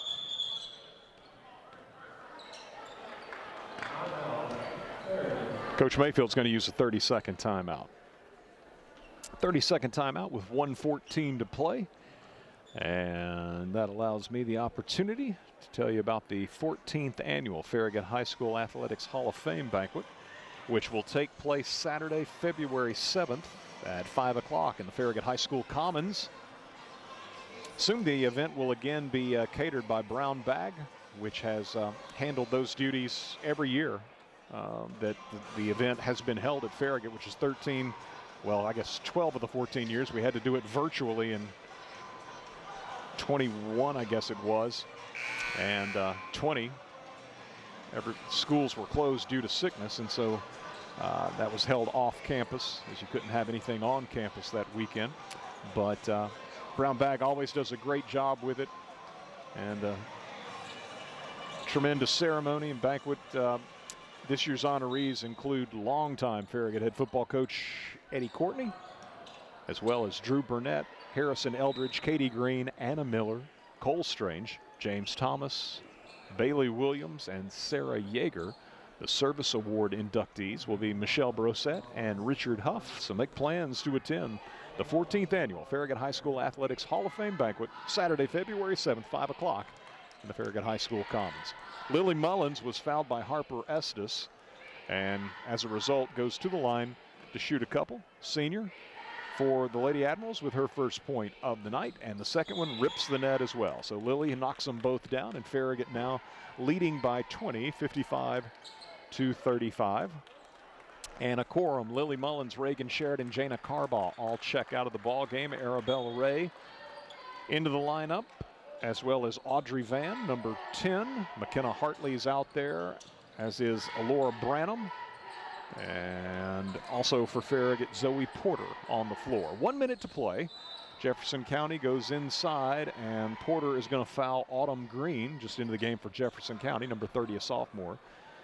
Fouls her from behind. It will be foul number 4 for Farragut. So the Lady Admirals are shooting free throws with every Jefferson County foul over the limit here in the fourth quarter. And now the Lady Patriots are in the similar situation. Driving into the paint, runner for Jefferson County. It's Kinsley Trent with the shot that's no good. Lady Admirals rebounded away. Hartley ahead to Porter. Porter in front court. Three-pointer offline. Trying to save it and unable to do so was Farragut's Audrey Van.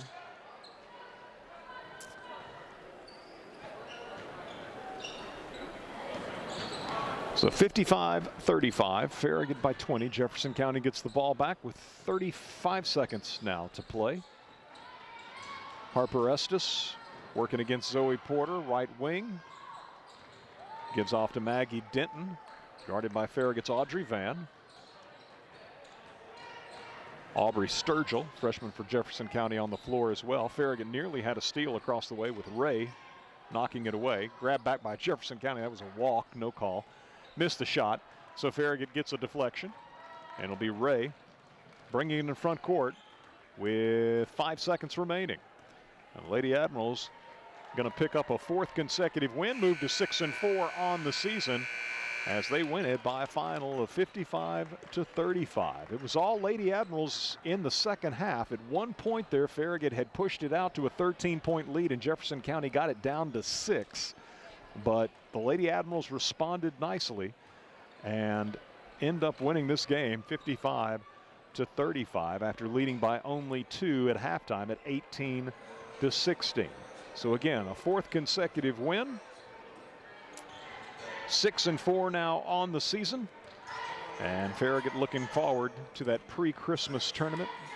Opening play at Loudon on Friday. Not sure about the start time on that, but all you have to do is locate Coach Jack Tate on X, and the sports information director at Farragut will keep you up to date on all the happenings as far as these pre-Christmas and post-Christmas tournaments go. Sometimes those things can be ever-changing, but you're sure to be up to date, no doubt, with the job that Coach Tate does, putting that information out for public consumption. Lady Admirals with a 55-35 victory. We'll step aside, get a 3-minute break here for our sponsors, and return to take a look at the final numbers in our girls contest. The boys on the floor warming up for that game, which we're about 14 minutes away from tip-off. Back in 3 minutes with more as you listen to Farragut High School Hoops, presented by Precision Garage Door Service, a name you can trust. WFIV 105.3 FM, Loudon, Farragut, Lenore City. You're listening to West 105. The Shrimp Dock, Knoxville's premier fresh seafood market, offers fresh seafood entrees at all 3 of its area locations. Po' boys, crab cake plates, fish tacos, shrimp, salmon, and more. Choose an entree, choose a side and a beverage. Dine in or carry it out. You won't regret making the Shrimp Dock your choice for a seafood meal. 3 locations to serve you: Farragut, Bearden, and Alcoa. All locations open at 10 a.m. Monday through Saturday and at 11 a.m. on Sundays. Like us on Facebook for the Fish of the Week and other weekly specials. The Shrimp Dock, Knoxville's premier fresh seafood market. We wish you a Merry Christmas and a Happy New Year. Hey, it's Matthew at Bryan Insurance Group. We want to wish everyone a Merry Christmas and Happy New Year. If you want to start the year off right, reach out to us at bryaninsurance.com. Whether you're cheering on the home team or building your dream home, David's Abbey Carpet and Floors has you covered. From engineered hardwood to luxury vinyl, elegant porcelain to natural stone, David's has the winning design for every room and a championship team ready to help you score the perfect floor. Locally owned and proud to serve our communities from locations in Farragut, Maryville, and Pigeon Forge. Visit David's Abbey Carpet and Floors in-store or online today, where the Admirals shop for floors. Looking for a mortgage that fits your needs? At Hearthside Bank, we offer a variety of mortgage solutions to help you get into your dream home. Whether you're a first-time home buyer or refinancing, our team is here to guide you every step of the way. With competitive rates, personalized service, and flexible terms, we have the right mortgage for you. Visit us today and let's make your homeownership dreams a reality. Hearthside Bank, member FDIC, equal housing lender. Shop Farragut loves Farragut sports. From football to basketball to baseball and softball, we love supporting our hometown teams. We also love it when you shop Farragut and support our hometown businesses. You'll find everything you want when you shop Farragut. So support our local businesses and shop Farragut every day. We got the big box of mom and pops, so many groovy restaurants. Shop Farragut.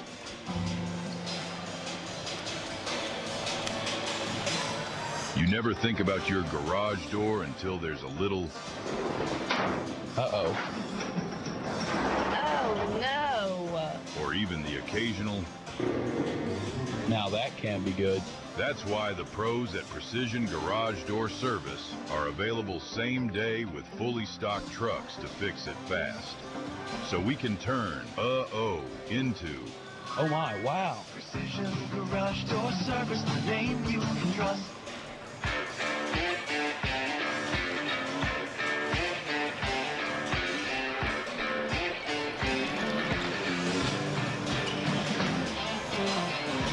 Farragut Gerhard back with you here at Jefferson County High School.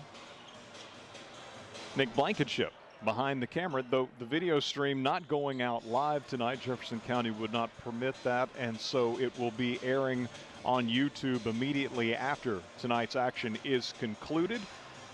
Dusty Street in our WFIV studios on the production end for us. Appreciate you joining us on the FM dial at 105.3 West 105 or worldwide WFIV.com as Farragut and Jefferson County warming up for the boys contest. Boys JV action, it was Farragut winning 55-53, and girls just completed a 20-point win, 55-35, as Farragut wins its 4th game in a row, and 3 of those 4 games, the Lady Admirals have held the opposition to 40 or fewer points. Go back to Hardin Valley on the 5th of December, the district opener, and the Lady Admirals won that 57-40.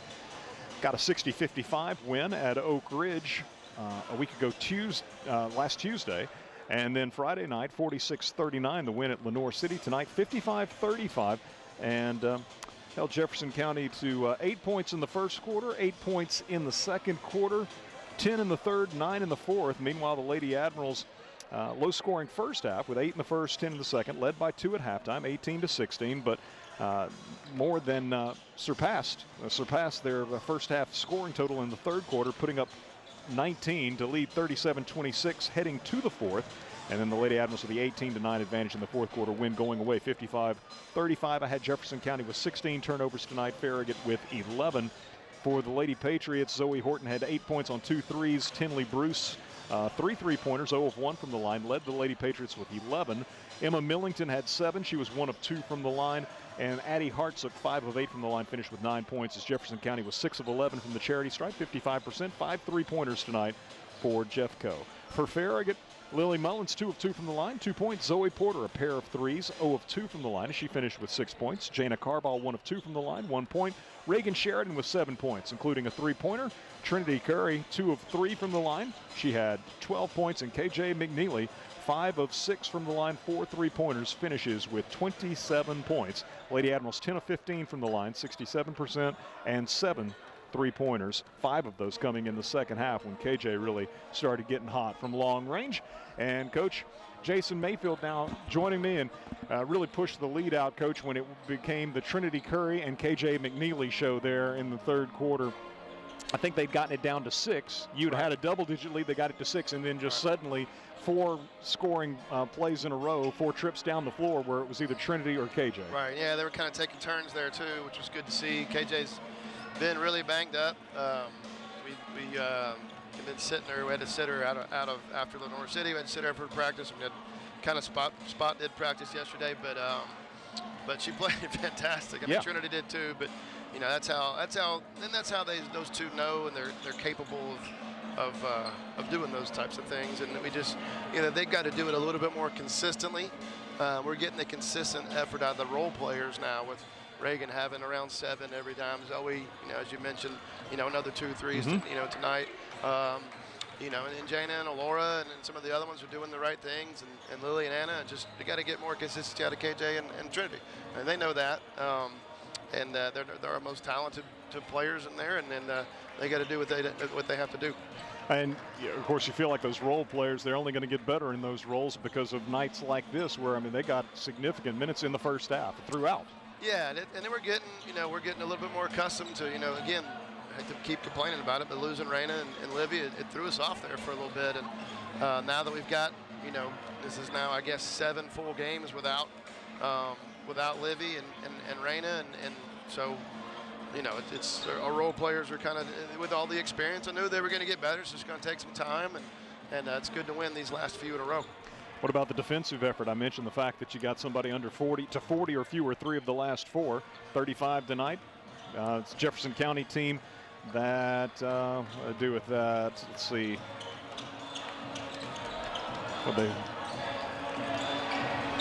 So they've been struggling a little bit to score of late. But their best player was hurt this summer, I know, and then I think they lost their point guard to a broken hand back in Morristown East game 2 games ago, Okay. and so you can kind of tell that we've been doing a good job with our pressing and all of that kind of stuff, but they were turning the ball over even without us pressuring at times, which is we like to do that too. I still the double-digit turnovers is kind of driving me crazy a little bit, especially the unforced ones. But I think you said they had 16, we had 11. We'd like to get that number down into 6 or 7 and not up in 11. So, but yeah, really good defensive effort. When we almost, I think the third quarter they had 10, but the rest of them single digits in each quarter, which is what we're looking for, obviously. Yeah. So you got Anna Corum waiting here. So tell me a little bit about Anna and her development over 4 years. She's always been kind of a glue person for us. I think back a couple years ago, even she was a sophomore, and Annie Priest was hurt, and Anna started a few games just because she's really consistent. We know what we get out of Anna. Not asking her to go do superstar things, just asking her to play a role. And we were actually tonight even having trouble. Lily was having trouble guarding 12, and our assistants were like, throw Anna on her, and Anna that was where we kind of went from that 6 or whatever 8 range, and stretched the lead out because 12 was kind of creating things for them, and so she just comes to work, hard, got a great attitude like all of our girls. Just it's kind of weird to see the senior. I remember her and Lily both being in 8th grade and me telling them how much I was going to enjoy coaching them, and I have. It's a blast. Yeah. Well, Coach, so you got Friday, Loudon Classic, and you were mentioning the other night that something had changed on that. Yeah, it's a noon game instead of a 9 a.m. game. If anybody's seen the bracket out there, again, Jack Tatel will post it, I'm sure, the next couple days. Austin East is who we open with. It's a bracketed tournament, so they do have a champion, all that kind of stuff, and we did go down there and win one. Just told them that we've won one region tournament in KJ's 40 years, and that's the only tournament we've won. Haven't won a Thanksgiving tournament, haven't won a Christmas tournament, and this is one we need to prepare like we're going to go win that thing. Okay, so Austin East, that's a common opponent for Farragut and Jefferson County. Then coming up is by 12 or that was the game that Austin East won to kind of start Jefferson County's more recent slide after having started the season 6-0. Right. So Austin East at noon, Loudon High School Friday. And so when's school out? They have finals Wednesday, Thursday, which is why we played tonight. Yeah. So they have finals Wednesday, Thursday. So we're off tomorrow, get a practice in on both of those 2 days, and then be ready to go on Friday morning. All right. Well, good win tonight for the Lady Admirals, Coach. Appreciate it as always. Thanks, coming up. Appreciate you. And we'll see you in the new year. Yep. Coach Jason Mayfield, as his Lady Admirals pick up their 4th consecutive win and do it by pulling away in the second half. Just a 2-point game at halftime, 18-16, but the Lady Admirals end up winning it by 20. And pleased to be joined now by Lady Admiral senior Anna Corum. And Anna, what was kind of the difference there in the second half for you guys? Well, in the first half, I think we were doing the right things. Like, we were doing fine on defense. It's just we looked like we didn't have a lot of energy and just nothing would go in. So I think that contributed to that energy. And then in the second half, I think we were just like so much more motivated after going in there and talking with the girls. So I don't know. In the second half, we started making stuff and seeing stuff going, really shot up our confidence. So yeah, it felt like to me, in large degree of what you're saying, it's just a matter of the shots not falling. I don't even know that they weren't necessarily. I mean, I think they probably most times were the shots you wanted. They just weren't falling.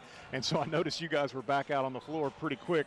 You know, during the halftime breaks, like, why don't you just go shoot? Yeah. Well, in the early games, we were having trouble in the third quarter, so we decided we're going to come back out here during halftime and get a few shots up, see if you go in before we go into the third quarter. Well, it worked. You had 18 in the first half and scored 19 in the third quarter alone, and we're enjoying a double-digit lead heading to the fourth. And we were talking with Coach Mayfield. There was a point there where you had opened up a double-digit lead in the third quarter, but they got it back down to 6. And then all of a sudden, on the offensive end, Trinity and KJ kind of took over, and suddenly that lead was back out to about 15. What about the play of those two tonight, especially during that, what I kind of consider to be the decisive run of the game? Oh, yeah, for sure. I mean, those two, they have a huge role in scoring, and when they aren't doing those things, sometimes we find it hard to score. But, yeah, those two, they really know how to, get us back in the game, and I don't know, they do what they're good at. And, yeah, the rest of us, obviously we'll get scores here and there, but that's their main role, and they're really good at that. So, yeah. And your role is to be a pest, right? As be a pest on the defensive end and then take care of the ball, distribute the ball on the offensive end, right? Yes. So, I mean, he really wants me to go out there and follow the ball and just know what I'm doing and do the little things that honestly most people wouldn't notice. But that's really, that's what I'm in there to do. And yeah. You do it well. Got some battle scars to show on the forehead tonight. Yeah. Anna Corum, Senior Lady Admiral, congratulations on the win. And as Coach was saying, go get a Christmas tournament win. Go get a tournament championship, I should say. Thank you. We will. Anna Corum, look forward to seeing her and her teammates in the new year.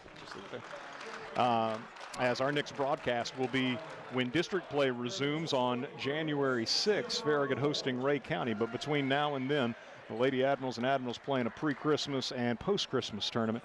And again, as Coach Mayfield said, it'll be noon against Austin East on Friday for the Lady Admirals at Loudon. So Farragut, we transition now to the boys game. And Jefferson County brings a record of 6-3 into this one, and the Admirals are 7-2, coming off a 76-58 win Friday night at Lenoir City. And just like that, we are full speed ahead. Farragut in the road Navy. We'll see Jefferson County control the opening tip. Patriots attacking the basket, and Reed Vining blocks a shot out of bounds on the drive by Jefferson County Sean Jackson. So Friday night in Johnson City, leading scorer was Brody Carr for Jefferson County. He drives the lane on the inbound, misses with the right hand. Farragut's Britton Lewis rips away the rebound, feeds it ahead to Aiden Foshee. Farragut in the road Navy with the white numerals and lettering. Jefferson County in the home white, Navy numerals, red trim. Right side, Lanning for a three-pointer for Farragut. No good, tracks it down in the corner, and then loops it to Parker Lane. So you got Dan Lanning, Aiden Foshee, Parker Lane, Britton Lewis, and Reed Vining for Coach J.P. Burris, who is assisted by Adam Jenkins, Corey Johnson, and Randy Schwartzentruber. Aiden Foshee guarded man-to-man out top by Jefferson County's Hudson Estes.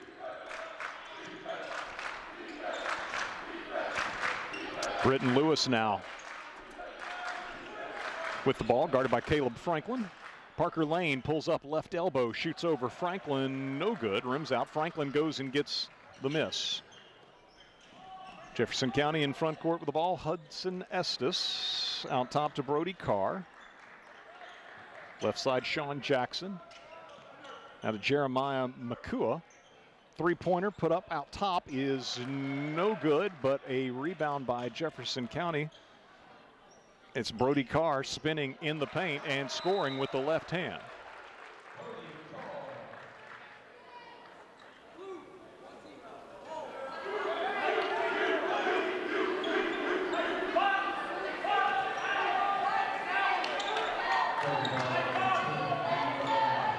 So after the made basket apparently by Carr, who did a good job sneaking in, finding the basketball when no one else seemed able to, extended the play for the Patriots, and then scored inside. Farragut's apparently guilty of a grab, and so then on a cut to the basket on the inbound, Jefferson County getting the ball back after the offensive foul was called. Makua scores on a well-designed inbound play.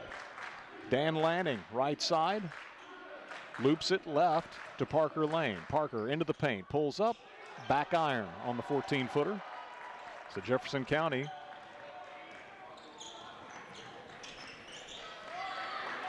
I don't know if that was on Foshee, who that was on a moment ago. Carr in the paint to the basket, scores. Was able to split two defenders and then deep under the basket scored with the left hand.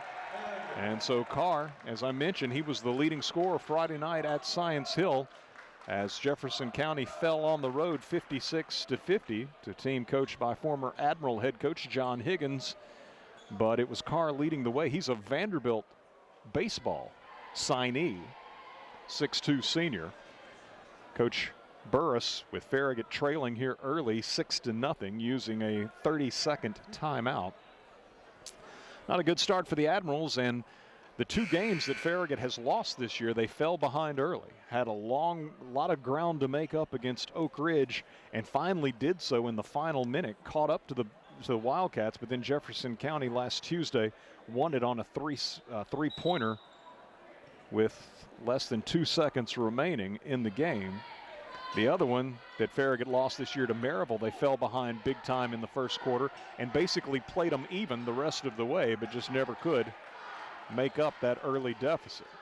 Behind here, 6-0, as Britton Lewis is going to be held and fouled by Sean Jackson. First foul against the Patriots. Inbound to Reed Vining for Farragut, back to Parker Lane, who had inbounded it to Aiden Foshee left side. Starts to drive, but then loops it back out right side to Parker Lane. Right wing, Britton Lewis with the ball, guarded by Brody Carr.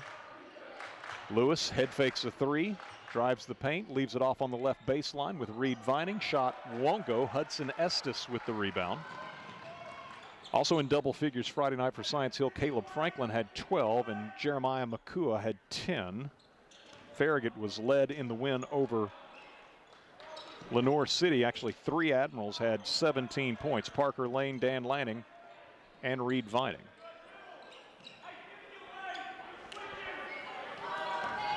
Jackson working against Lane, into the paint, dribbled it off his foot. Ball loose on the deck. Great hustle by Reed Vining.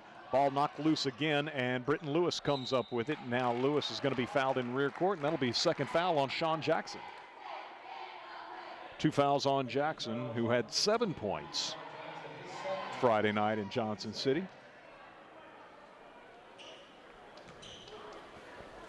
So a turnover for the Patriots when it was all said and done. And Farragut trailing 6-0 with 4:33 to go in our opening quarter here in Dumpling Valley. Britton Lewis back to the basket at the three-point arc, guarded by Carr, backing him down. Moves into the paint, then back out on the perimeter out top to Aiden Foshee, guarded by Estes. Foshee drives in, kicks out, right side to Parker. Parker moves to the free throw line, gives to Lewis left side. Britton to the baseline, trying to bounce it to Parker. It was knocked away, but Parker grabs it back after the deflection by Caleb Franklin of Jefferson County. Aiden Foshee now, right side, working against Estes. Shovels it off to Parker. Parker to the free throw line, loops it to Lanning. Lanning driving in right side, and that's going to be a charging foul called on Lanning.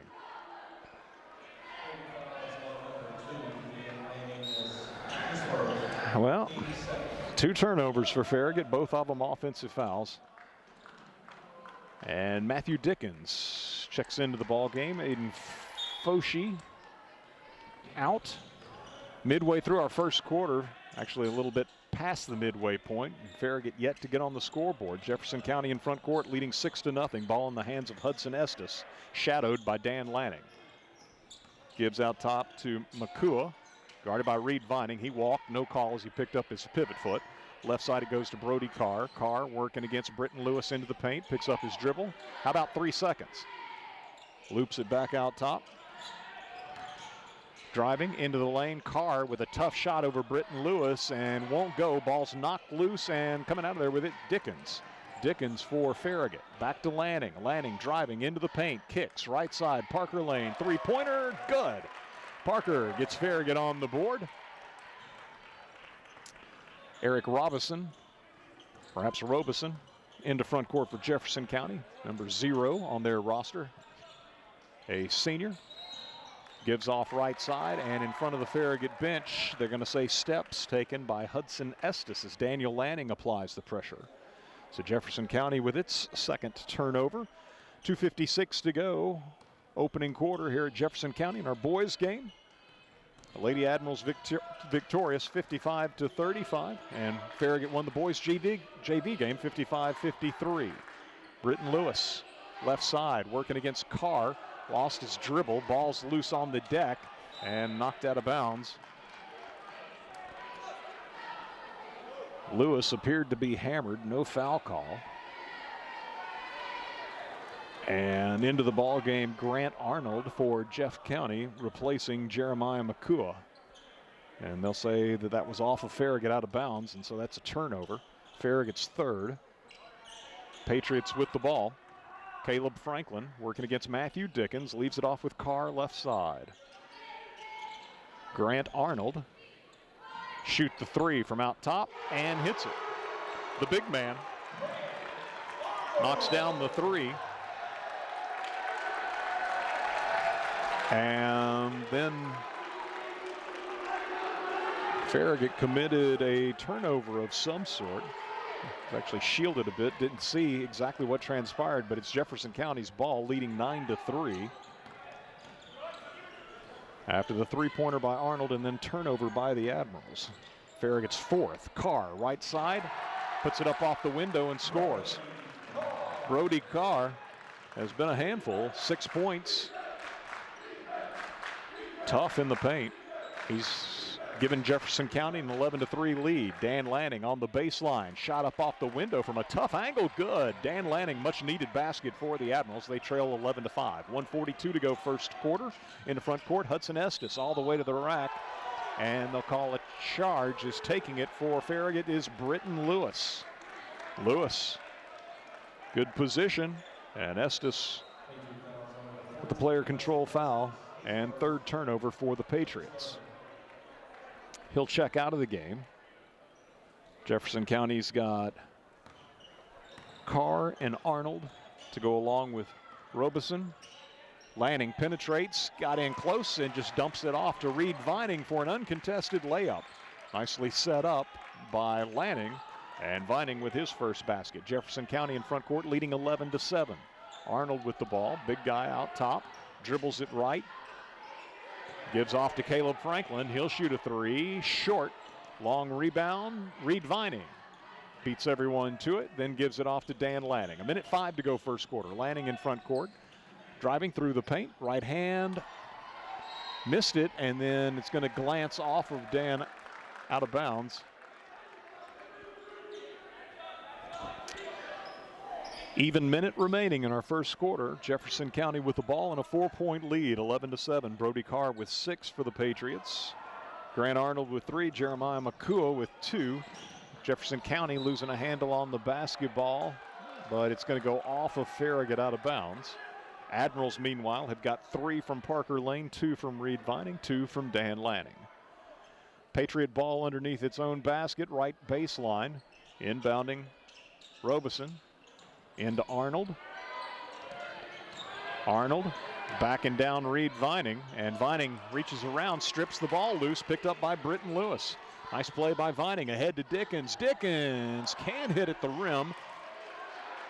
Ball hung up on the cylinder for a second or two and then came off. Jefferson County in front court with it with 30 seconds to play as Carr moves into the paint against Lewis, then kicks it back out to Arnold for another set shot three-pointer, no good. Put back, no good. Here's a third try by Arnold underneath, good. Bentley Watkins couldn't hit on the initial follow, but Arnold was there to follow up his miss, and it's 13-7. 10 seconds to play, first quarter. Lanning has the ball stripped away, grabs it back, fires cross court, nearly stolen. Dickens grabs it, and on the baseline, fouled apparently with 2 seconds remaining in the quarter. Farragut flirting with a turnover, but Bentley Watkins picks up the foul, his first. And so Parker Lane from the baseline right. Lobs into Vining. Vining works around Arnold and scores ahead of the buzzer. Nicely done by Reed Vining as Farragut, playing from behind throughout that opening quarter, will trail by 4 after 1. It's Jefferson County 13, Farragut 9, but the Admirals were down 8 at 11-3, so trailing just by 4 at the quarter break here in Jefferson County. Back in 1 minute with second quarter action as you listen to Farragut High School Hoops, presented by Precision Garage Door Service on West 105 and around the world at WFIV.com. Merry Christmas from everyone at Citizens Bank, and a friendly reminder to stay alert for scams this season. Watch for fake social media giveaways, requests for payment by gift card, or imposters posing as bank employees. Citizens Bank digital banking tools can help you keep tabs on your accounts so you can celebrate more and worry less. Visit citizensbank24.com. Member FDIC. Thousands of LCUB electric customers are already enjoying our gig speed fiber internet's lightning fast symmetrical upload and download speeds with unlimited data, lag-free streaming and gaming, and the bandwidth to connect all their family's devices with ease. Plans start at just $69.99 a month, Wi-Fi included. Free installation, fixed pricing, local customer service, and no contracts. Why wait? Get connected now. Check availability at lcub.com.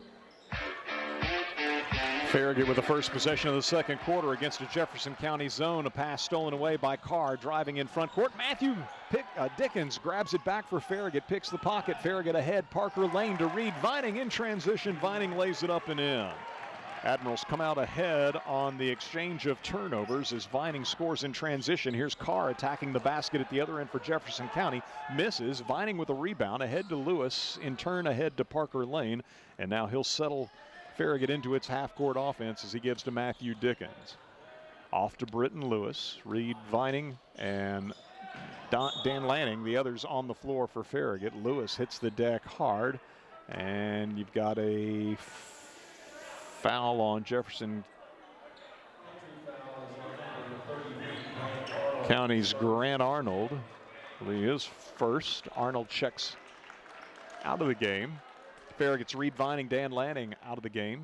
Back in for Jefferson County, Makua.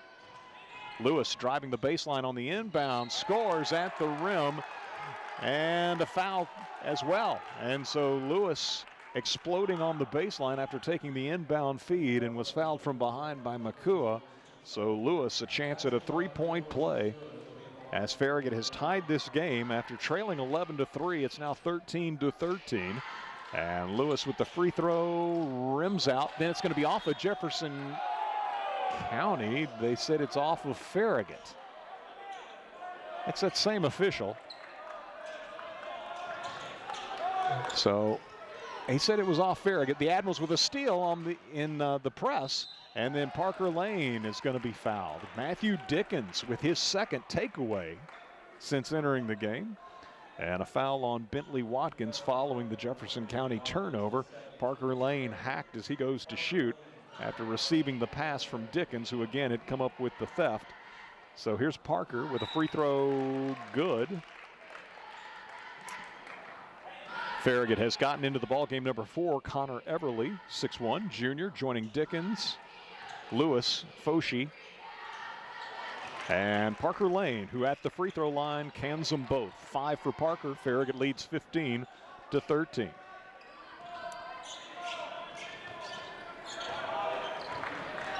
Sean Jackson back into the game for Jefferson County, playing with 2 fouls. Gives to Makua, top of the key, guarded by Britton Lewis. Back to Jackson, left side, Aiden Foshi on him. Jackson up and under move on the baseline. And a whistle and a foul. Dickens came over to help. We'll see who they give the foul to. They give it to Foshi.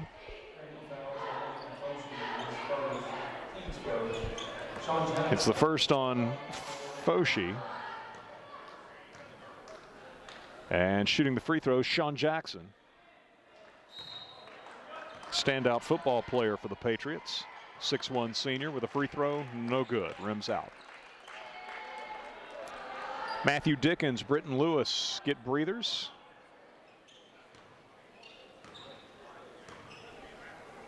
Sean Jackson, second toss.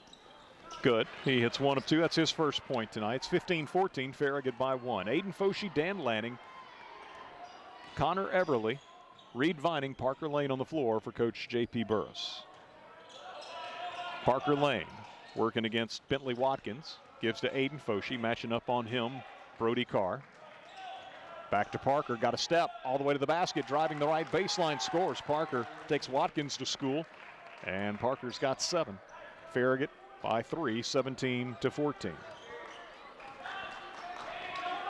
Sean Jackson.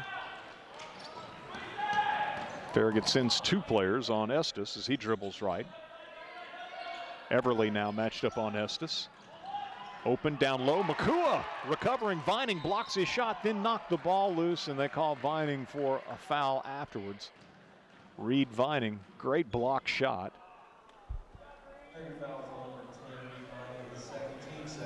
It's a second foul on Reed, though, after he blocked the shot nicely. clipped Jefferson County on the arm. And so Makua for the Patriots. High arcing free throw, good rotation, splash.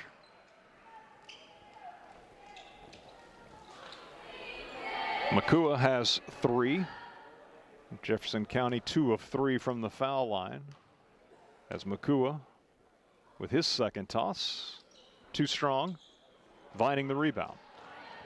2-point lead for the Admirals, 17-15. 5:58 to go. First half here in Dumpling Valley.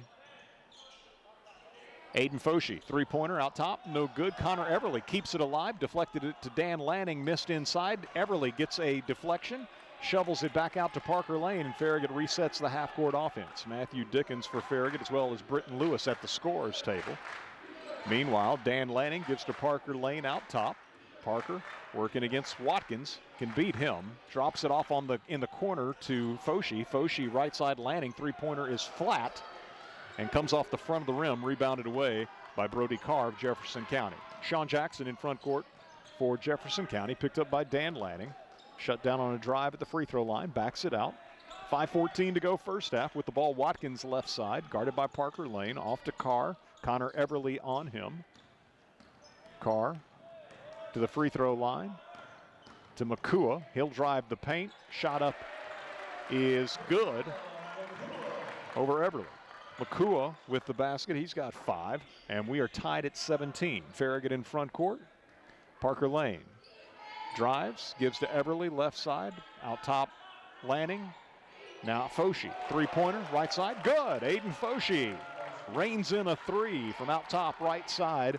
And that gives Farragut a 20-17 lead. Sean Jackson in front court, driving, right side, walked, no call. And now comes open, puts it up and in. Jackson, his first field goal, and it's 20-19. Farragut by 1. Foshee hands off to Everly. Everly left side to Dan Lanning. Jackson on him defensively. Lanning down low on the right block to Vining. Works under the basket beautifully. Scoops it up with the right hand. No good. Got his own miss. That one won't go down. Reed trying to keep it alive, but it's going to be Jefferson County coming out there with it. Watkins leading the break the other way. Lanning picks his pocket. Dan Lanning pulls it away, fires it down court to Parker Lane, and Parker scores the layup. Lanning with the steal and beautiful pass ahead to Parker Lane as Farragut leads 22-19. 3:38 to go first half. Watkins into the corner to Estes, to Carr, right block, puts a shot up over Everly, no good. Rebounded away by Farragut's Foshee, and the Admirals are going to use a full timeout. Farragut uses a full timeout with 3:29 to go in our first half, leading the homestanding Patriots 22-19. We'll get a 30-second break here and return with more on the other side as you listen to Farragut High School Hoops, presented by Precision Garage Door Service on West 105 and around the world at WFIV.com. This is Derek Miser with Miser Wealth Partners. Are you still funding your 401k today? If so, you need to consider this. With our federal debt soaring past $35 trillion, and the interest rate related to that debt now representing 1/6 of our federal budget, your retirement savings might not be as secure as you think. Don't leave your future to chance. Discover a wiser tax-free alternative today. Isn't it time you experience the Miser difference? Call Miser Wealth Partners today at 865-281-1616. Coming out of the Farragut timeout, the Admirals with the ball, leading 22-19. Parker Lane, Matthew Dickens, Britton Lewis, Aiden Foshee, and Dan Lanning on the floor for Coach J.P. Burris. And Jefferson County counters with Sean Jackson, Hudson Estes, Brody Carr, Jeremiah Makua, and Caleb Franklin. And a foul on the perimeter against Makua. It'll be his second. Team 4, 3:22 to go in the half. Farragut will be shooting free throws with each Jefferson County foul from here until intermission. Parker Lane, good look for 3 from out top. Off the side of the rim, kicks out of bounds. It'll belong to Jefferson County. Lanning with the penetration and pass out top to Parker. Parker won't miss many of those. Parker's got 9 to lead Farragut in scoring. Reed Vining with 6, Aiden Foshee with 3, Dan Lanning, Britton Lewis 2 points apiece for Jefferson County. Brody Carr's got 6, all of that in the first quarter. Grant Arnold with 5, Jeremiah Makua with 5, and with 3, Sean Jackson. Arnold, by the way, back in the ball game, the big guy for Jeff County. He misses at the rim, got his own miss though, going to go back up with it and score. In excess of 300 pounds. He's a load inside, and Arnold's got 7 points. Ball knocked out of bounds into the Jefferson County bench in Farragut's front court, so the Admirals inbounding from that point. Inbound to Matthew Dickens. Dickens guarded by Hudson Estes, gives to Parker Lane, penetrates, gives to Lewis, left corner. Lewis spinning against Arnold, can't get free of the big man, gives to Aiden Foshee out top. Now to Dickens. Dickens back to Lewis. Left side 3 is online and is good. Britton Lewis knocks down a 3. He's got 5. And the Admirals lead at 25-21. 2:15 to go first half. Sean Jackson to the baseline right. Guarded by Lewis. And then the ball, they say, off of Farragut as the pass ricocheted. They were trying to get it to Arnold, and the pass ricocheted off the backboard, but apparently hit Farragut after the backboard. And so Jefferson County retains possession. Aiden Foshee will be replaced by Reed Vining. 2:09 to go first half. Inbound comes to Carr in the paint, working against Dan Lanning, and puts it up and scores. Just put his head down into Lanning's chest, cleared out some space, and got the shot up off the window after pivoting. His first second quarter basket. He's got 8 to lead the Patriots in scoring. 25-23, Farragut up. Dan Lanning, right side, guarded by Jackson, fires left side to Matthew Dickens. His three-pointer is offline, and Farragut can't get there to save it inbounds. Running interference for Jefferson County to prevent Lewis from getting to that ball was Brody Carr. So 1:40 to go in the first half, and the Patriots could tie or take the lead with a 3. Jeff County led 6-0 right out of the gates. Led again by 6 at 9-3. Biggest lead for the Patriots was at 11-3. They were up 13-9 at the quarter break before Farragut, strong start to the second quarter, went up 15-13. Up a moment ago, 25-21. Patriots scored most recently, and as I say, a chance now to perhaps tie it, as Jackson will do just that. Comes to a jump stop on the left block, hesitates, then goes up with it, and Sean Jackson knocks it in from in close. He's got 5. 25-25, our score. Britton Lewis driving right side, and Jackson knocks the ball from him from behind out over the baseline. Admirals will be inbounding underneath their own bucket with an even minute to go in our first half. Jackson is going to check out of the game. Britton Lewis takes an inbound from Matthew Dickens. Working against Carr. Into the paint, out to Parker Lane. Head fakes the 3, moves closer, back to Dickens on the perimeter. Dickens gives it back to Lane. Lane driving. Runs into Grant Arnold. And Arnold will be called for the blocking foul to be his second. Arnold, I think it's probably safe to say that Arnold weighs 2.5 times what Parker weighs. First free throw for Parker, no good. I think I saw maybe the roster online. I had him listed at 300. No, Parker, 140. Maybe not 2.5, but more than 2 times. Parker with the second toss, good. He hits 1 of 2. He's in double figures with 10. Farragut leads at 26-25. 40 seconds to go until halftime. Brody Carr in front court for the Patriots, guarded by Farragut's Dan Lanning. And the Patriots are going to use a full timeout. Timeout on the floor with 37.2 seconds remaining until halftime. Let's get a 1-minute break for our sponsors. We'll return with more on the other side as you listen to Farragut High School basketball, presented by Precision Garage Door Service, a name you can trust. The Shrimp Dock, Knoxville's premier fresh seafood market, offers fresh seafood entrees at all 3 of its area locations. Po' boys, crab cake plates, fish tacos, shrimp, salmon, and more. Choose an entree, choose a side and a beverage, dine in or carry it out. You won't regret making the Shrimp Dock your choice for a seafood meal. 3 locations to serve you. Farragut, Bearden, and Alcoa. All locations open at 10 a.m. Monday through Saturday and at 11 a.m. on Sundays. Like us on Facebook for the Fish of the Week and other weekly specials. The Shrimp Dock, Knoxville's premier fresh seafood market. We wish you a Merry Christmas and a Happy New Year.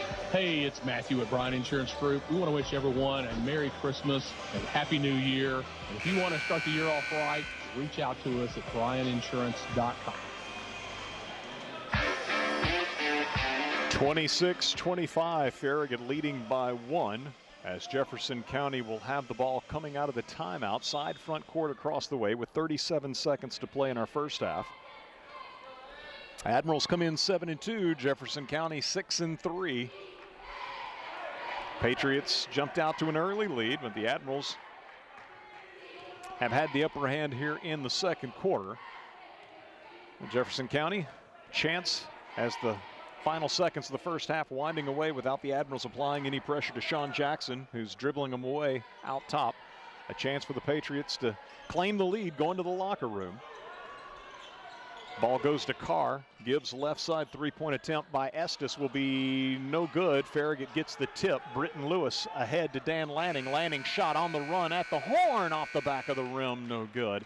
And so the Admirals will go to the locker room up 1, 26-25. Good job by Farragut getting the ball up the floor with just precious few seconds left following Jefferson County's miss.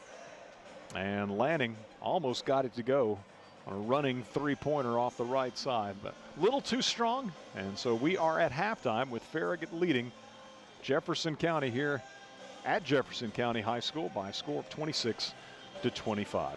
3-minute break for our sponsors. We'll return to take a look at the first half numbers on the other side as you listen to Farragut High School Hoops, presented by Precision Garage Door Service on West 105 and worldwide at WFIV.com.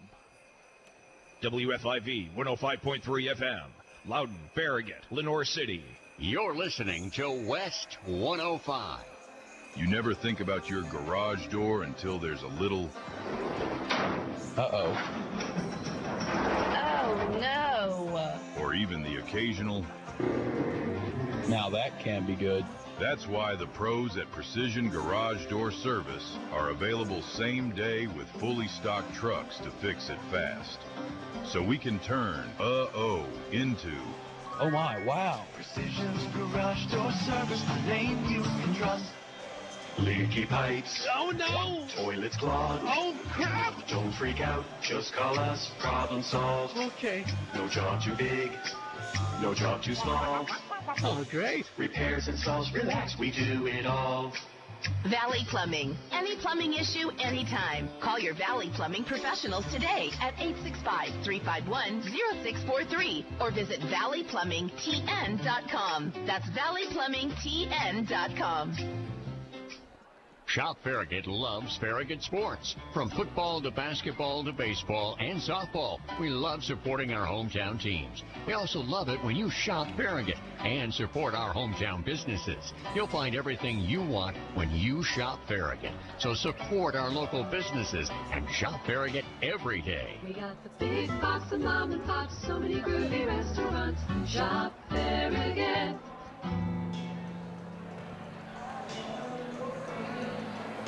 Whether you're cheering on the home team or building your dream home, David's Abbey Carpet and Floors has you covered.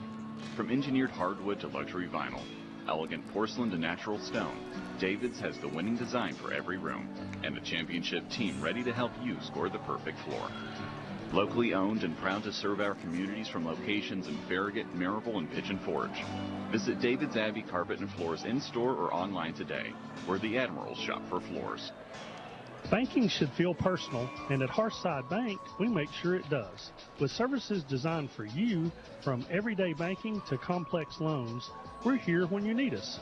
Visit our Farragut branch today and discover the difference of banking with a local team that is always within reach. Hearthside Bank, member FDIC, equal housing lender. 'Twas the night before Christmas, and your internet is so slow. Even the man with all the toys thinks your broadband provider needs to go. As an LCUB Electric customer, you can get their fiber internet too. With fast gig speeds and Wi-Fi included, there's so much more you can do. It's fast, reliable, affordable, and local. Check availability tonight. Visit LCUB.com to start the process off right. And as Santa departed, he would joyfully say, get LCUB Fiber. It's broadband your way. Farragut Admirals leading here at Jefferson County at intermission 26-25 after Jefferson County jumped out to a 6-0 lead. Admirals got on the board with a three-pointer by Parker Lane, but Jefferson County answered 3, and so 9-3 the Patriots led it. Then they led it 11-3 before Farragut closed the first quarter with a 6-2 advantage. So Jefferson County leading 13-9 at the quarter break. The Admirals went in front 15-13, led 17-14 and 25-21. Farragut's biggest lead at 4 points, outscoring Jefferson County in the second quarter 17-12 to take this 1-point lead at halftime. Again, 26-25, your halftime score in favor of the Admirals. Jefferson County with 7 first-half turnovers, Farragut with 5. As for the individual scoring, first for the Patriots, Brody Carr, I believe, scored Jefferson County's first 6. He's got 8 here at the break. It was Sean Jackson, despite some early foul difficulties, scoring 5, 1 of 2 from the line. Jeremiah McCua, 1 of 2 from the line, 5 first-half points for the senior McCua. And also for Jefferson County, Grant Arnold, in off the bench, the big 6'5", 300-pounder, 7 points, including a 3. It was Jefferson County's only 3 of the first half as the Patriots shot 2 of 4 from the foul line. For Farragut, Dan Lanning with 2 points, Reed Vining with 6 points, Britton Lewis 0 of 1 from the line, 1 3-pointer, Britton with 5 first-half points, Aiden Foshee with 3 points on a second-quarter 3-pointer, Parker Lane with 1 3 and 3 of 4 from the line. Parker leads all scorers with 10 first-half points as the Admirals shoot 3 of 5 from the foul line. Again, Jefferson County was 2 of 4. The Patriots had 1 3-pointer. The Admirals knocked down 3, getting 1 apiece from Britton Lewis, Aiden Foshee, and Parker Lane. Farragut and Jefferson County meeting for the first time since November 20th of 2021. That was at Farragut, and the Admirals won it 86-52. The next most recent meeting, you have to go all the way back to 2013. Jefferson County won at Farragut 37-29. These teams have played very little this century. You go back to December 27th of 03. Farragut leads 4-1.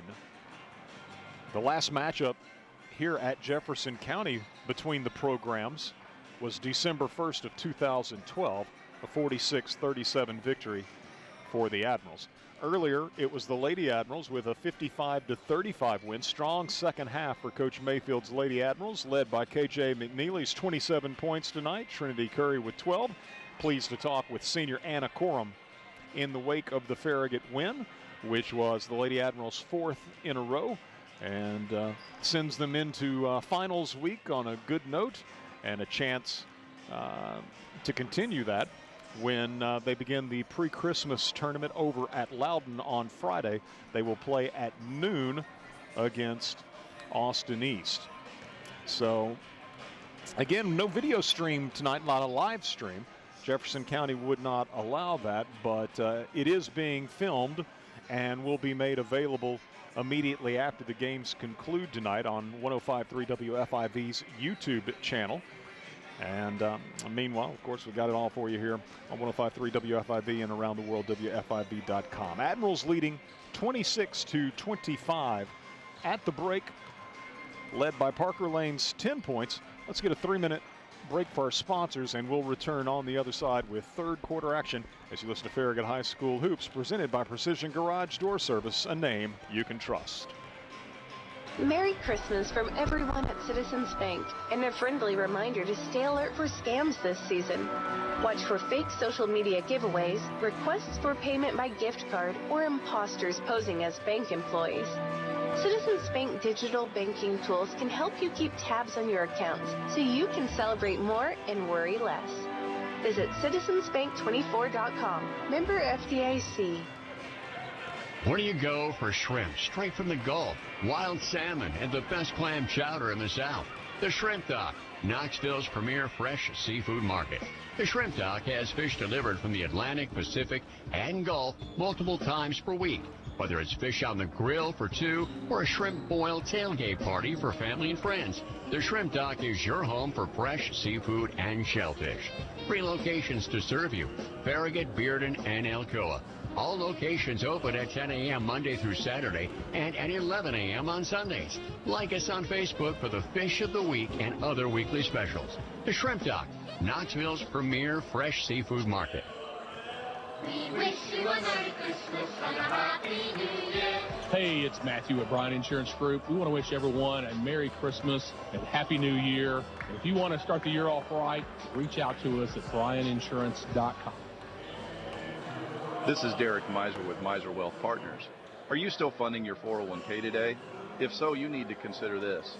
With our federal debt soaring past $35 trillion and the interest rate related to that debt now representing 1/6 of our federal budget, your retirement savings might not be as secure as you think. Don't leave your future to chance. Discover a wiser tax-free alternative today. Isn't it time you experience the Miser difference?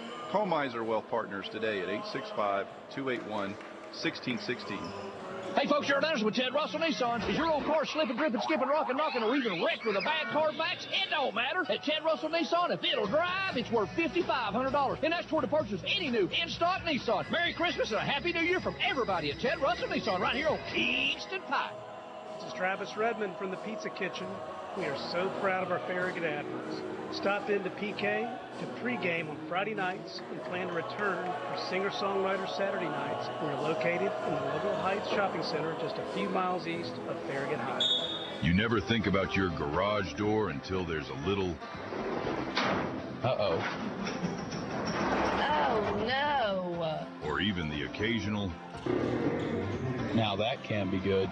That's why the pros at Precision Garage Door Service are available same day with fully stocked trucks to fix it fast. So we can turn into... Oh my, wow. Precision Garage Door Service, the name you can trust.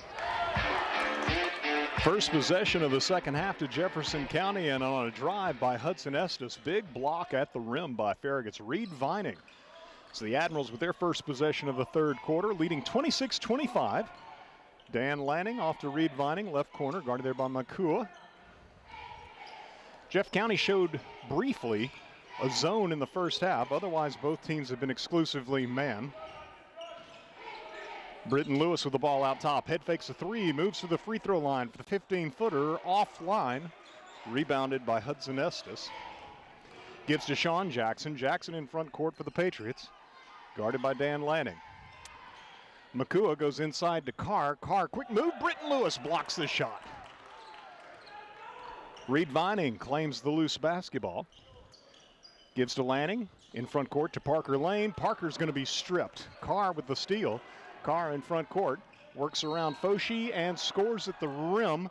And actually they'll say Foshi fouled him prior to a shot.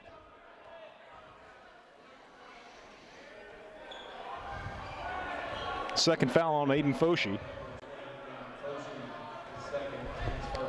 First foul of the second half. 6:32 to go. Third quarter. No score yet. They inbound to the Patriots to Makua. Baseline jumper left side. Good. Makua's got 7. Jefferson County now leads 27-26 as they're on the board first here in the third quarter. Britton Lewis working against Carr to the free throw line. Turnaround jumper. Good by Britton. Lewis has 7. Farragut goes back in front, 28-27. Makua, left side pass to Caleb Franklin. Franklin guarded by Farragut's Parker Lane. Dribbles right, gives to Sean Jackson. Dan Lanning on him. Makua comes over to set a screen. And it'll be Jackson all the way to the basket, and the shot won't go. Loose basketball picked up by Farragut's Reed Vining. Vining ahead to Lanning.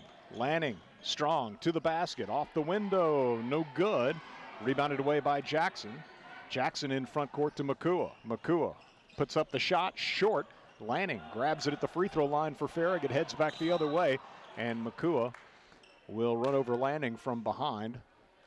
And that will be foul number 3, I believe, on Makua.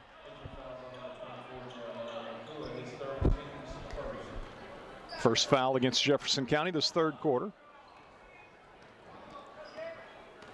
Dan Lanning to Britton Lewis. Top of the key, back to the basket, guarded by Brody Carr. Hands off to Lanning, guarded by Jackson. Lanning to Parker Lane. Parker got around the defender, drops it off with Reed Vining. Vining missed the shot in close, got his own miss, spins along the baseline and scores. Nice, quick move by Reed after he missed a bunny, got his own miss, and then a nifty move on the baseline, getting around Jeremiah Makua, and he didn't miss the second time. Reed's got 8. Farragut leading by 3, 30-27. Sean Jackson. Bounce pass inside to Brody Carr. Landing on him as he spins to the baseline, and Vining comes over as the help defender and blocks the shot. Vining's got a couple of blocks here in the third quarter. Parker Lane in front court will circle back out top, allow the traffic to clear. Now gives to Dan Lanning left side. Jackson from the backside with a steal. Driving for a layup at the other end that is good. Sean Jackson with the steal and the basket. And Farragut's lead cut to 1, 30-29. Parker Lane, guarded by Caleb Franklin, moves to the free throw line, finds Foshi, left side 3, good. Aiden Foshi with his second 3 of the ball game. And Farragut leads 33-29, matching the Admirals' biggest cushion of the night. Again, Farragut fell behind early, 6-0, and trailed by as many as 8 at 11-3. Jackson guarded by Lanning on the right wing. Now Britton Lewis switches on to him. They'll switch back now. Makua takes a pass, top of the key, and blocking foul on Reed Vining as Makua couldn't get the shot to go, so he'll have 2 free throws rather than an and 1. Vining picks up his third. 3:36 to go in the third quarter.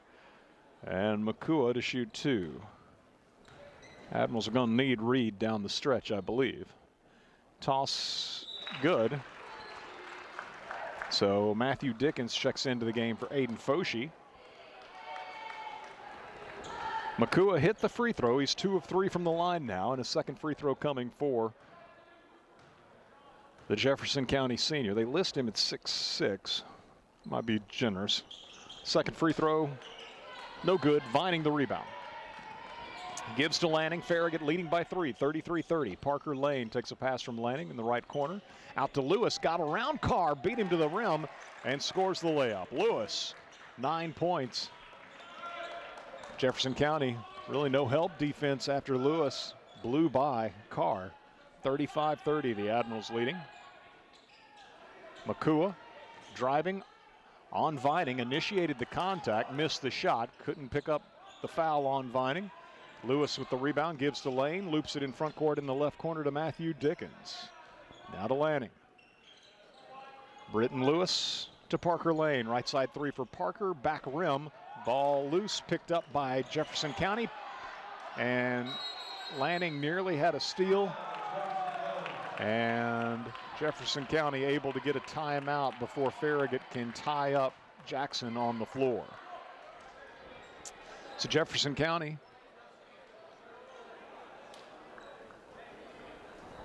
saves the possession with the 32nd timeout call from Coach Kyle Briggs.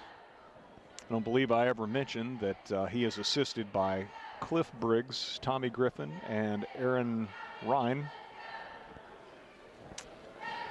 I did mention Farragut's staff, but it bears repeating. Head coach J.P. Burris in his 4th year, assisted by Adam Jenkins, Corey Johnson, Randy Schwarzentrooper.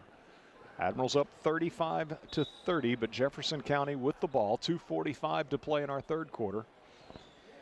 And I believe the Patriots have 2 full timeouts remaining and a 30-second timeout remaining, which is the same situation Farragut is in where timeouts are concerned.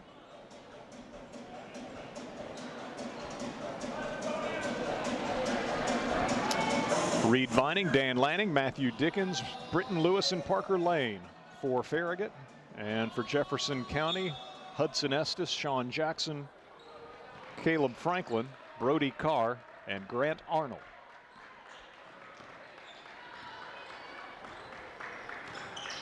Jackson in front court for the Patriots, guarded by Lanning, gives to Franklin.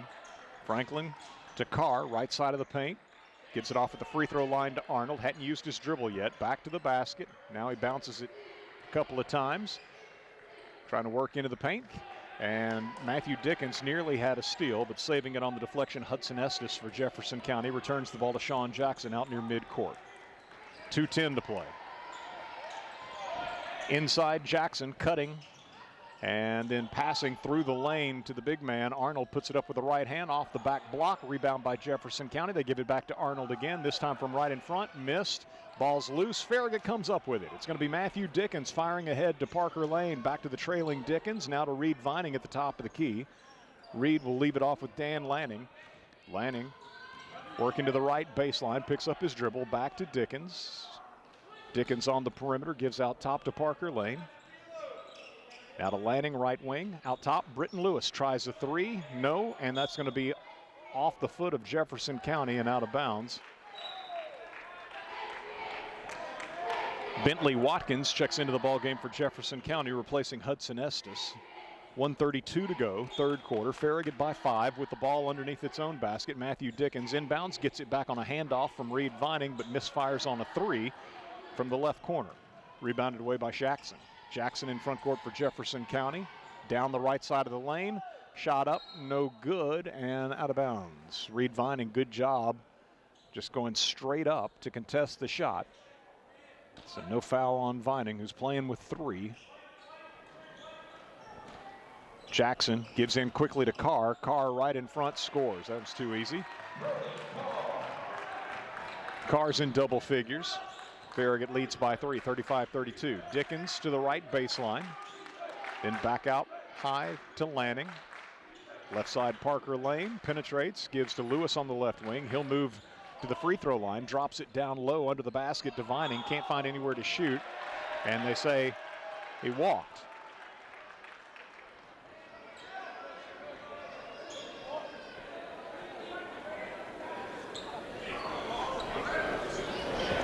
Turnover number 7 for Farragut, which, at least on my stat sheet, matches Jefferson County's turnover total. None for the Patriots in this third quarter. 35-32, Farragut by 3. Jefferson County with the ball. 37 seconds to go in the third. Arnold takes it inside, then gives to the cutter on the baseline. That's Carr. Carr hesitates, then goes up for a shot. Whistle and a foul on Britton Lewis.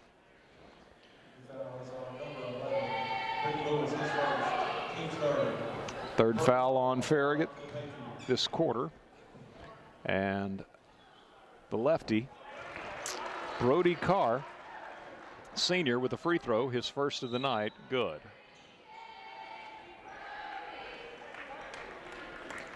Reed Vining checking out. Foshi back in for Farragut. Second toss like the first. Good for Brody Carr. So he's got 12. Farragut the other way. Dickens scores a basket. Farragut explodes down the floor after the made free throws, and Dickens with his first bucket as the Admirals lead it by 3, 37-34 with 13 seconds to go in our third quarter. Right side, Bentley Watkins with it, gives off in the corner. Franklin will try a 3 and hits it for Jefferson County. Farragut from beyond midcourt. Dan Lanning off the backboard, no good as the horn sounds. And we are tied at 37, heading to the fourth quarter here at Jefferson County High School. Back in 1 minute with that fourth quarter as you listen to Farragut High School basketball, presented by Precision Garage Door Service, a name you can trust. Looking for a mortgage that fits your needs? At Hearthside Bank, we offer a variety of mortgage solutions to help you get into your dream home. Whether you're a first-time home buyer or refinancing, our team is here to guide you every step of the way. With competitive rates, personalized service, and flexible terms, we have the right mortgage for you. Visit us today and let's make your homeownership dreams a reality. Hearthside Bank, member FDIC, equal housing lender. Whether you're cheering on the home team or building your dream home, David's Abbey Carpet and Floors has you covered. From engineered hardwood to luxury vinyl, elegant porcelain to natural stone, David's has the winning design for every room and the championship team ready to help you score the perfect floor. Locally owned and proud to serve our communities from locations in Farragut, Marable, and Pigeon Forge.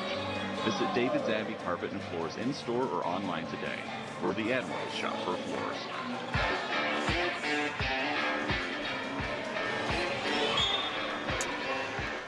Back at Jefferson County High School, the Admirals will have the first possession of the fourth quarter in a 37-37 game. Jefferson County trailing Farragut by 1 at halftime. Ties the game going to the fourth. Admirals with Parker Lane, Reed Vining, Dan Lanning, Aiden Foshee, Britton Lewis. Jeff County, and we saw this briefly in the first half, a 2-1-2 zone. Admirals left side, Parker Lane, three-pointer, bang! Parker knocks down the three, his first basket of the second half. He's got 13, and the Admirals score first here in the fourth quarter. Handled the zone nicely.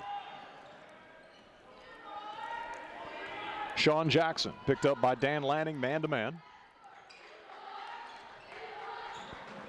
Caleb Franklin, Brody Carr, Sean Jackson, Grant Arnold, and Bentley Watkins on the floor for Jefferson County. Nearly threw it away. Watkins saves it in front of the scorer's table for the Patriots. Now Carr at the free throw line drops it down low to Arnold. Arnold puts the shot up over Farragut's Vining and scores with the right hand. Arnold with 9 points, and Farragut leads by 1, 40-39. Parker Lane guarded by Caleb Franklin as the Patriots go back man-to-man on this trip,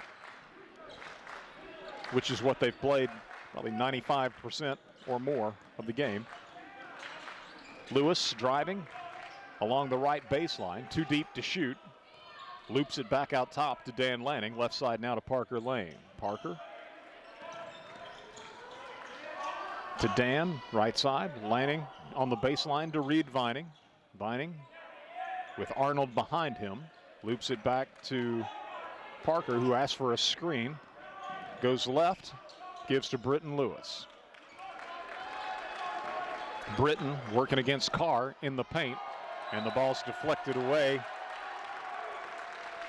And they say Farragut touched it last.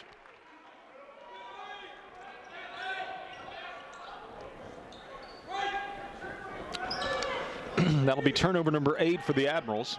6:01 to play. Wouldn't mind seeing a replay of that one.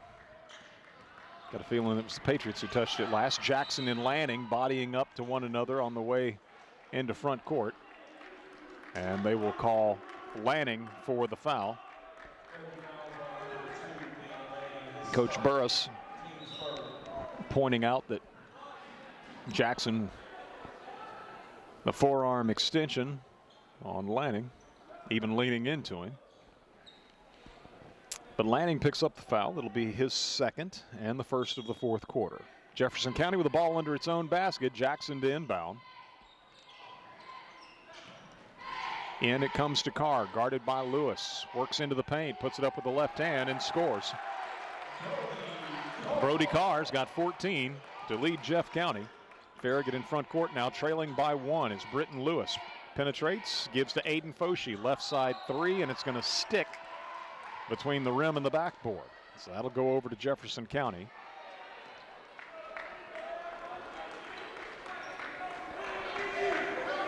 And whenever I see that, I think somebody needs to check the air pressure in the basketball.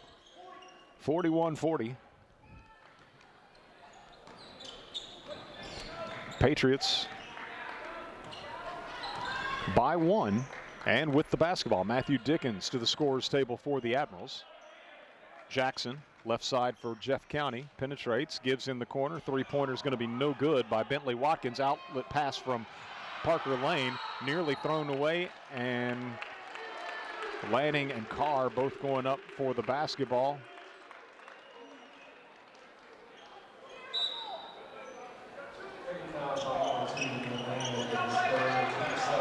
And they're going to call the foul on Lanning. It'll be his third and the second on Farragut this fourth quarter.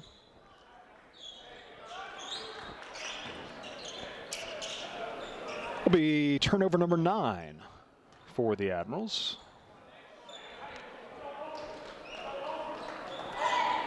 Jeff County with the ball in a 1-point lead. Sean Jackson guarded by Lanning, who has 3 fouls. Reed Vining also on the floor, has 3 fouls for Farragut. Parker Lane guarding Caleb Franklin across the way. Now back to Jackson, got away from Lanning, penetrates, gives to Franklin in the left corner. Now to Carr on the left baseline, guarded by Britton Lewis. Works into the paint, looking for that left-handed shot, and got it on a little fadeaway as he spun back to the middle. Carr's got 16. He was really looking for a shot early in the game. Scored 6, I think the first 6 of the game for Jefferson County. Farragut held him under wraps for a while, but here of late, definitely more aggressive in looking for a shot. Parker Lane on a drive, it won't go, and rebounded away by Brody Carr. In front court, Jackson for Jefferson County. Penetrates, rips the pass to Arnold. Arnold with the right-handed shot inside. No good. Rebound, though, by Franklin, who looked like he walked coming out of there. Caleb Franklin looked like he took 2 big giant steps. And the Patriots, I think, using a timeout here with 4:05 to play. Full timeout being taken by Jefferson County, with the Patriots up on Farragut 43-40. Again, the video will be available on YouTube once the games are completed this evening, but Jefferson County not allowing the video live stream. But Nick Blankenship is here and doing his fine work as always. He's also the proprietor of A-List Video Solutions, which provides professional video services for personal and business needs. A-List Video Solutions can assist with weddings, funerals, reunions, any of your family gatherings. If you need to document a conference or presentation, let A-List Video Solutions help with its start to finish services. For more information about A-List Video Solutions' wide range of services, you can call or text 865-679-2276. Again, that's 865-679-2276, A-List Video Solutions. So Jefferson County with the ball and a 3-point lead. Farragut led 35-30 in the third quarter. That was Farragut's biggest advantage before Jefferson County tied it at 37 heading to the fourth. And the Patriots with 4:05 to play leading by 3. Brody Carr takes the inbound from Jackson.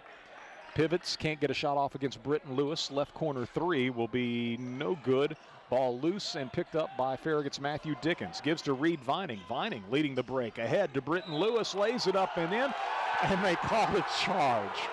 My goodness.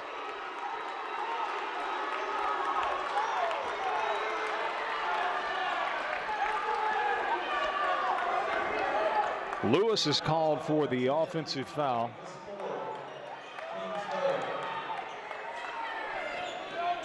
It'll be his second and the team third. Jefferson County gets the ball back, leading 43-40. Into front court, Sean Jackson. In the paint, back to Makua. Makua up off the window on a drive. Good. Makua's got 10. Jefferson County leads by 5, 45-40. Biggest lead for the Patriots since early in this game. Dan Lanning, right side 3, no good. Had a good look at it. Rebounded away by Watkins of Jefferson County. Jackson into front court for the Patriots, all the way to the baseline. Shot up off the window is good.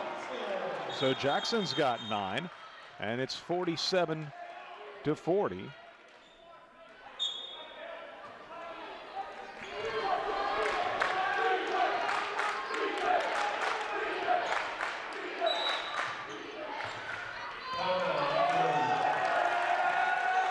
So Farragut's going to use a full timeout, get the ball in front court.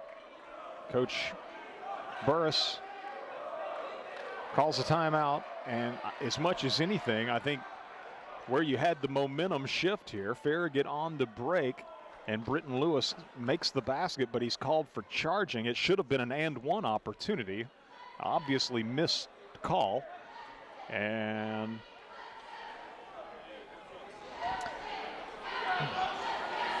since then, the Patriots have scored twice in close and enjoying a 47-40 lead with 3:02 to play. So now the Admirals huddled on their bench. Farragut with one full timeout remaining and 1 30-second timeout remaining. 3:02 to play. The Patriots' biggest lead of the night was in the first quarter at 11-3. Obviously 8 points. Right now it's 7.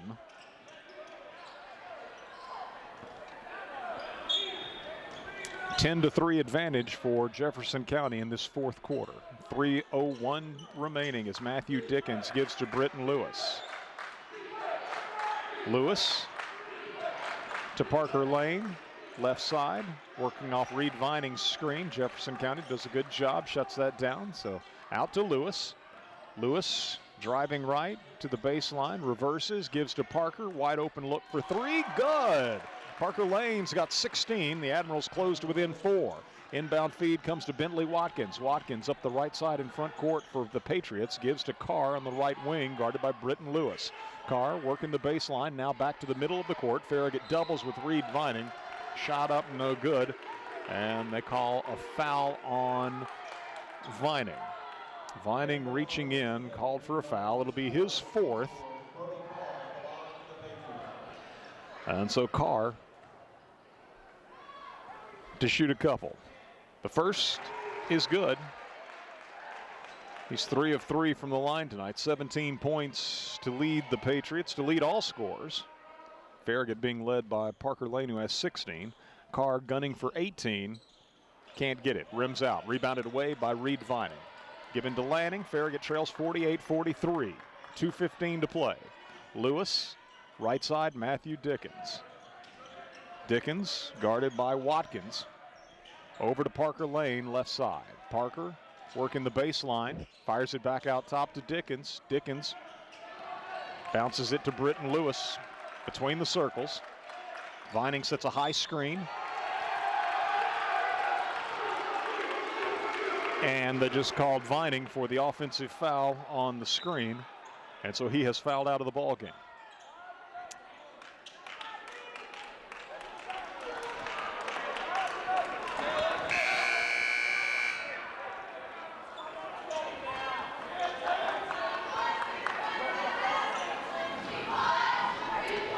So the Admirals get Aiden Foshee back into the ball game.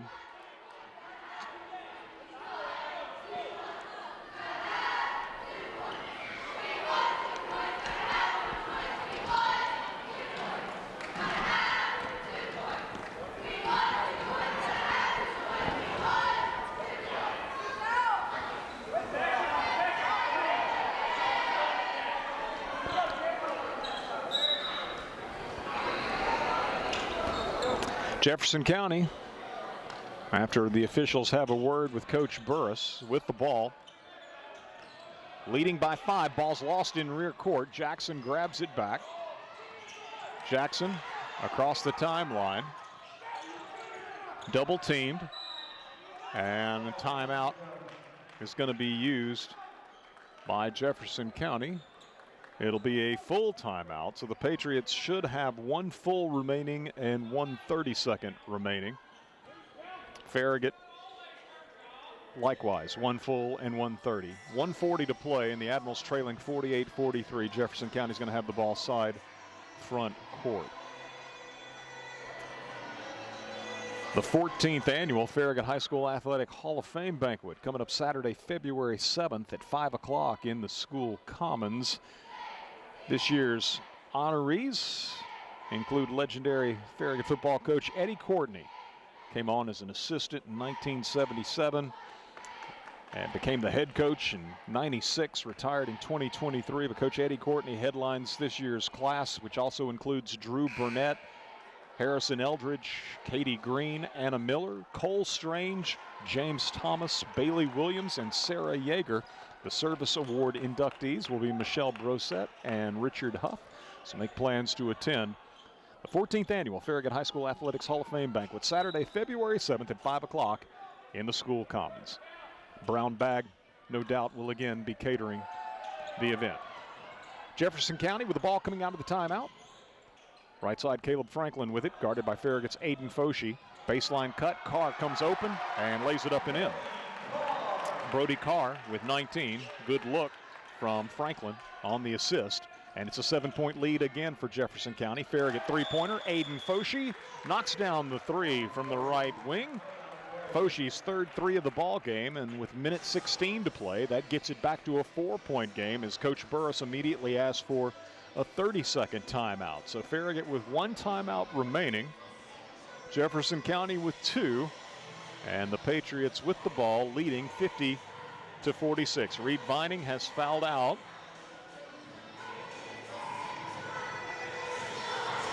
And nobody else in imminent trouble. Dan Lanning has 3 fouls for Farragut. I think Makua for Jefferson County is the only Patriot with 3 fouls. So the Admirals needing a stop. No fouls called on Jefferson County this quarter. Farragut is already over the limit, so the Patriots shooting free throws, which in this situation, for the time being at least, trailing as they are, could be to Farragut's advantage as long as the fouls are committed by the right people. Inbound to Jackson, he's double teamed. Loops it to Carr. Carr dribbling into front court. Farragut reaching, trying to knock it loose. Can't do so. Carr's able to get the ball to Franklin at the top of the key. Franklin gives it to Jackson. Now Jackson driving on Lanning, and Dan's going to pick up. That's not the player you want committing a foul. Lanning picks up his 4th. So a minute 1 to play, and that'll send Jackson to the line. Again, no fouls on Jefferson County in this 4th quarter. It's one of the things you worry about in these situations where if you need to take care of business in the second half like the Lady Admirals did, not leave the game hanging in the balance. Jackson misses the first free throw. Second toss upcoming for Jefferson County, and Jackson missed them both. So Farragut trailing by 4 as we move under a minute to play. Dan Lanning in front court to Parker Lane. Head fakes the 3, penetrates all the way to the basket and scores with the right hand. Parker's got 18. Farragut cuts it to 2. 47 seconds to play. Dickens is going to give a foul in rear court. So Matthew picks up his first foul. And that'll send Caleb Franklin to the line to shoot the 2 bonus free throws. Franklin with 3 points tonight on a 3rd quarter 3-pointer. Toss is good. It's a 3-point lead for the Patriots. Watkins checks into the ballgame for Jefferson County between free throws, replacing Hudson Estes. Second toss is good as well. So Franklin hits them both, and it's a 4-point lead for the Patriots. Farragut with the ball, 45 seconds to play. Dan Lanning in front court, guarded by Franklin, gives to Foshee. 3-pointer, good. Foshee knocks down the 3 from out top left side, his 4th of the night, and it's a 1-point game, 52-51, and Coach Burris using what I believe is his final timeout of the ball game. It's a full timeout. The Admirals down here at Jefferson County 52-51 with 37.9 seconds to go. Let's get a 30-second break for our sponsors. We'll return with more on the other side as you listen to Farragut High School Hoops, presented by Precision Garage Door Service on West 105 and online at WFIV.com. Leaky pipes. Oh, no. Toilets clogged. Oh, crap. Don't freak out. Just call us. Problem solved. Okay. No job too big. No job too small. Oh, great. Repairs, installs, relax. We do it all. Valley Plumbing. Any plumbing issue, anytime. Call your Valley Plumbing professionals today at 865-351-0643 or visit valleyplumbingtn.com. That's valleyplumbingtn.com.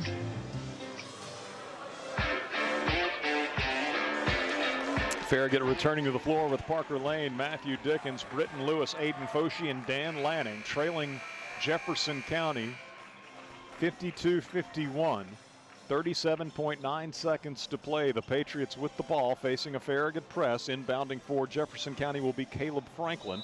They've also got Sean Jackson, Brody Carr, Bentley Watkins, and Hudson Estes on the floor.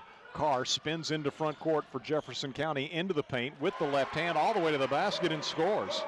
Carr has 21, 9 in this fourth quarter. And holy cow, we have a foul on Jefferson County, their first of the fourth quarter. 24.7 seconds remain. Watkins picks up the foul. It'll be his third, I think.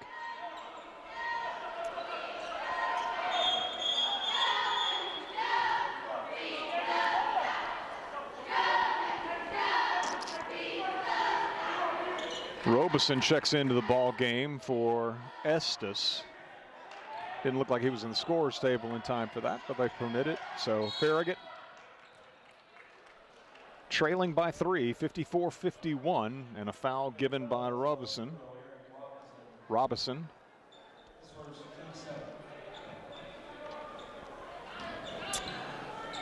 Inbound to Lanning. 18 seconds to play. Now Britton Lewis. And Carr reaches and fouls. 15.7 seconds to play. So Jeff County purposefully fouling here late. In it comes to Lewis. Back to Parker Lane. Tries a three left side. No good. Foshee tracks down the rebound in the corner. Gives to Lewis. 8 seconds to play. And now here's a steal out top. What do we have? Didn't hear the whistle. And there was a foul on a grab by Brody Carr prior to the Patriots making a steal out top. So 8.3 seconds remain. Farragut trailing by 3, and Jefferson County's going to use a 30-second timeout. Farragut out of timeouts. Jefferson County should have 1 remaining, and the Admirals trailing by 3 with 8.3 seconds to play. Will have the ball side front court in front of the scorers table.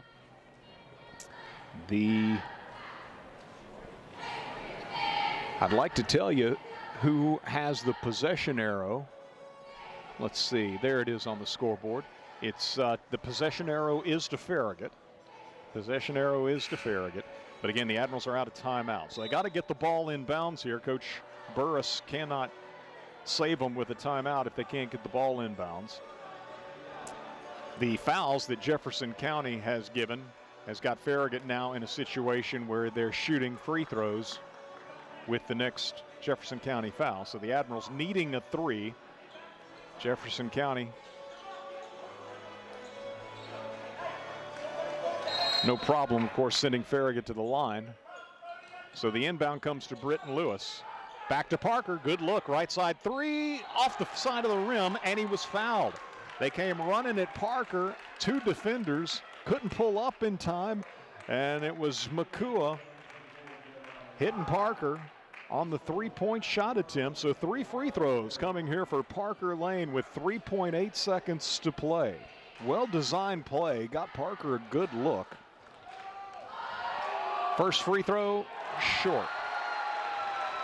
Parker's shot just hasn't been there like it normally is tonight. He's got 18 points, which leads Farragut. Second toss, good. So now trailing by 2 with 3.8 seconds to play. He's going to have to miss this one. Foshee and Lewis inside men on the lane for Farragut.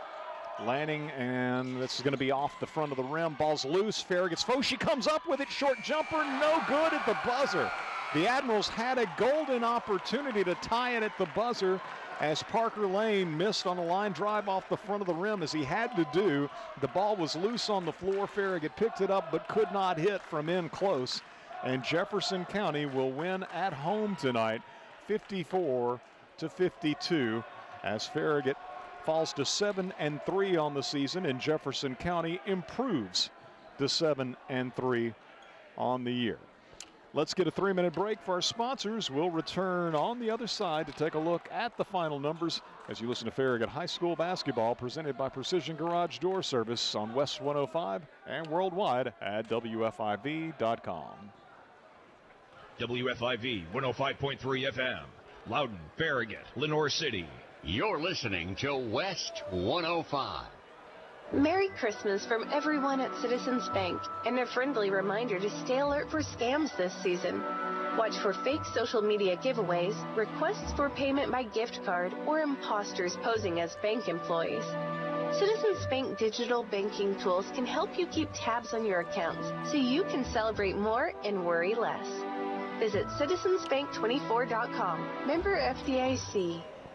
Shop Farragut loves Farragut sports. From football to basketball to baseball and softball, we love supporting our hometown teams. We also love it when you shop Farragut and support our hometown businesses. You'll find everything you want when you shop Farragut. So support our local businesses and shop Farragut every day. We got the big box of mom and pops, so many groovy restaurants.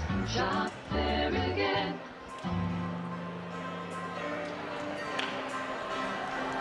Now, LCUB is offering fiber internet for business, exclusive to LCUB electric customers. Get connected to just the speed you need with low latency and no data caps. As businesses each have unique needs, LCUB can customize your fiber internet to you. From static IP addresses to speed starting at half a gig and up. Get increased workplace productivity and no more laggy Zoom calls with fiber internet for business from LCUB. Browse available packages and get connected now at lcub.com. This is Derek Miser with Miser Wealth Partners. Are you still funding your 401k today? If so, you need to consider this. With our federal debt soaring past $35 trillion and the interest rate related to that debt now representing 1/6 of our federal budget, your retirement savings might not be as secure as you think. Don't leave your future to chance. Discover a wiser tax-free alternative today. Isn't it time you experience the Miser difference? Call Miser Wealth Partners today at 865-281-1616. The Shrimp Dock, Knoxville's premier fresh seafood market, offers fresh seafood entrees at all 3 of its area locations. Po' boys, crab cake plates, fish tacos, shrimp, salmon, and more. Choose an entree. Choose a side and a beverage. Dine in or carry it out. You won't regret making the Shrimp Dock your choice for a seafood meal. 3 locations to serve you. Farragut, Bearden, and Alcoa. All locations open at 10 a.m. Monday through Saturday and at 11 a.m. on Sundays. Like us on Facebook for the Fish of the Week and other weekly specials. The Shrimp Dock, Knoxville's premier fresh seafood market. We wish you a Merry Christmas and a Happy New Year. Hey, it's Matthew at Bryan Insurance Group. We want to wish everyone a Merry Christmas and Happy New Year. If you want to start the year off right, reach out to us at bryaninsurance.com.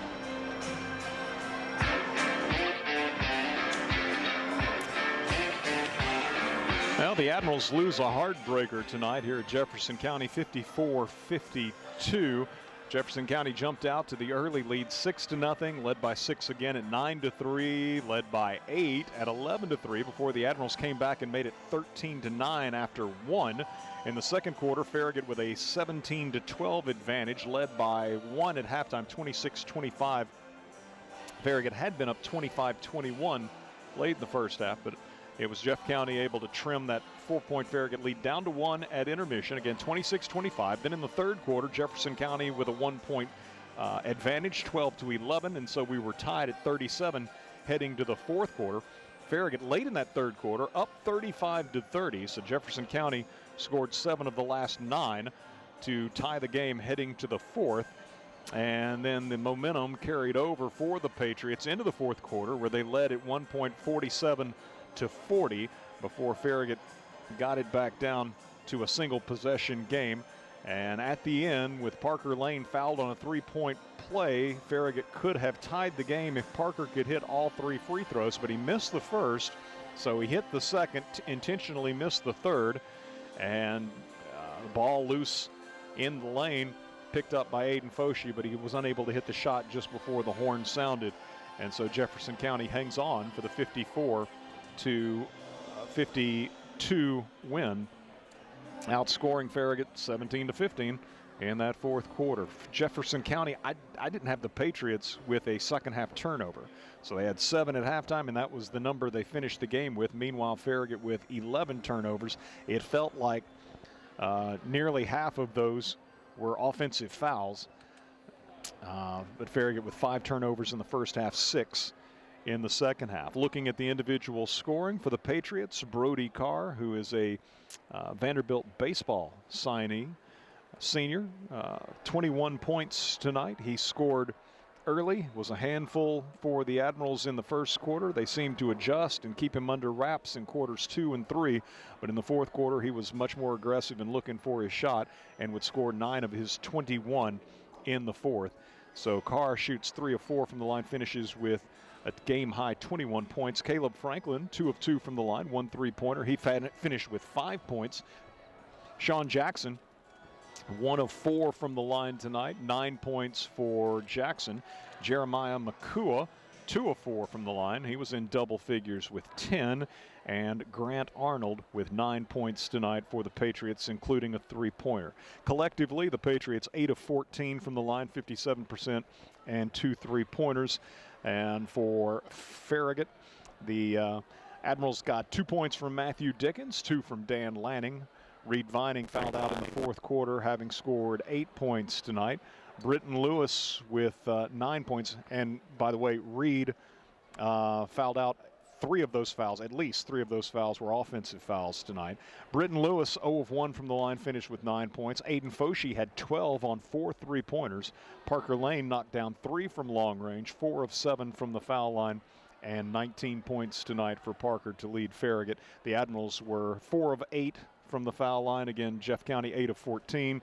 Farragut with 8 3-pointers to Jefferson County's 2, as the Admirals again got 4 from long range from Foshee, 3 from Parker Lane, and 1 from Britton Lewis. 54-52. Jefferson County wins it. They're 7-3. Farragut 7-3 also, and will next be in action on Friday in the Loudon Classic at Loudon High School. Time and opponent, we're going to find that out here in just a moment. And if Coach Burris doesn't know, then just follow Jack Tate on X, formerly Twitter, because he will keep you up to date on everything. And I do mean everything Farragut sports related. Coach J.P. Burris joining me. And Coach, frustrating night for sure.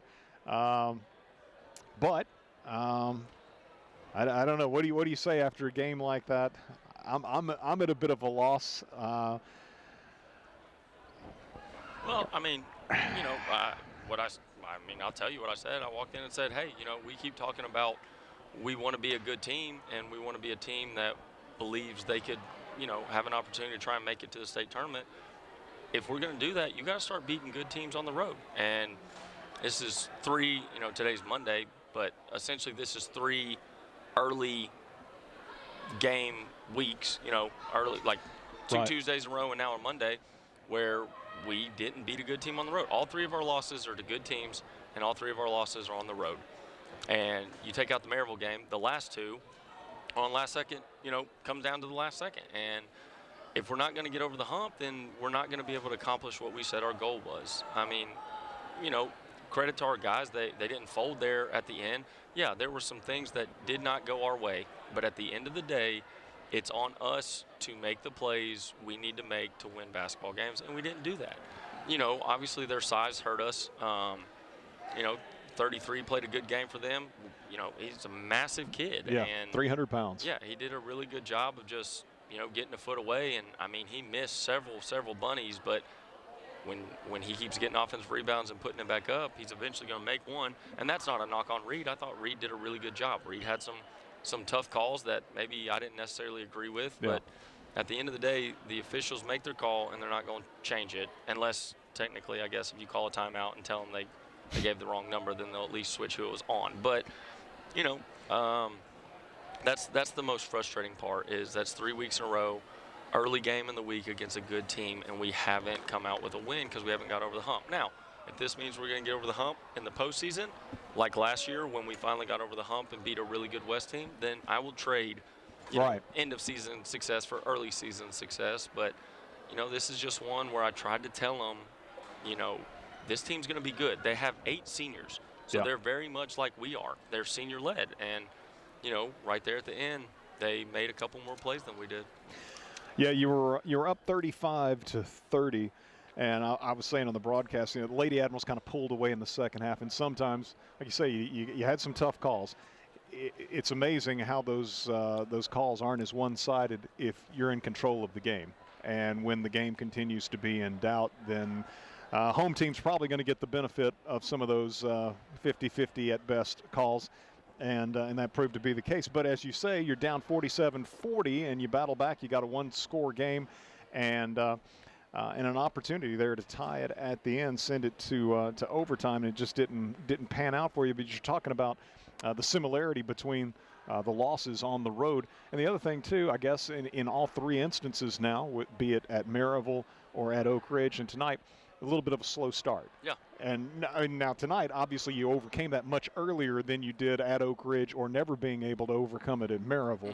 But that is definitely something they all three have in common. Yeah, and that's, you know, I wouldn't say our team's immature because we've got a mature team. That's just a lack of focus, in my opinion. You know, when you go on the road and have a slow start, that's not being focused. But like you said, at the end of the game, you get a chance to tie the game. And I know he didn't hit it tonight, but I wouldn't trade that moment. If you gave me the opportunity to put someone on the line to tie the game up at the end of the game, I'm telling you it's Parker Lane. Oh, yeah. I would not trade that for the world. You know, he's not feeling well. He left it a little bit short. His legs are probably dead. If anything, that's probably on me for playing him 32 out of 32 minutes. So, you know, I'll take the blame for never giving him a break, and then his legs are a little short at the end. But I wouldn't trade that situation for anything. He, you know, after he missed that first, he did a good job of knocking the second down, played the third one perfectly, missed it perfectly. We had an opportunity. We just, you know, Foshi did a great job. Got down, got his hand on it, got it up above the rim. It just didn't fall. And, you know, that's basketball. It can bring you some of the greatest joy, but it can also absolutely rip your heart out. And the last 3, you know, weeks, the start of the week, it's ripped our heart out. But we're still a good team. It's just if we want to be a great team, these are the games you've got to take care of business, and you've got to win on the road against good teams. And we're going to have more opportunities to do it. So we're going to keep working on the things that we did a bad job of tonight and improve. Well, 54 points, not a bad defensive effort. You know, I mean, that's pretty good. I'm not sure what Jefferson County's scoring average is, but I thought, you know, all in all, Farragut played good defense tonight, and I thought as far as you look at the offensive side of the ball and who you got points from, Aiden Foshi, 12 points tonight on 4 threes. You know, that's more than any of our broadcast nights this season for sure. No, Foshi played great, and Foshi does such a good job of just staying ready. He's never too cold to get a shot up, and that was kind of right there at the end. It's like, hey, we got to steal a couple possessions back. We went Parker, Foshi, and they did their job. You know, so there's a lot of people that will look back and think, oh, man, you had a chance to tie the game off free throws. Well, we wouldn't have been in that position if it weren't for us finally getting the stops we needed down 7, and those guys hitting big shots. So the one thing I will always brag on this current team is they never quit. Every time we get down, they never quit. And down 7 with, just a little bit over a minute to go. I mean, it was closer to a minute than it wasn't. And they didn't quit. And we had a chance to potentially tie it, go to overtime. We had 2 chances. You know, just the ball didn't fall our way tonight. And again, some of that falls back on me, not having us in better positions offensively in the fourth quarter, where maybe I didn't get us into something that we could have been more successful in. Maybe we took a bad shot or 2. But again, we'll watch the film and we'll try to get it fixed. So Friday, Loudon Classic. Do you know the opponent and the time? I believe it's Scott High. Scott High at 10:30 in the morning on Friday. Okay. All right. So Farragut playing Scott at 10:30. The Lady Admirals follow at noon, taking on Austin East. So I encourage folks to go down to Loudon High School and root on the Admirals and Lady Admirals. They're playing back-to-back to get the Loudon Classic started on Friday. Games also on Saturday and Monday. And then post-Christmas, Smoky Mountain Classic, Monday, Tuesday, and Wednesday. That's December 29th, 30th,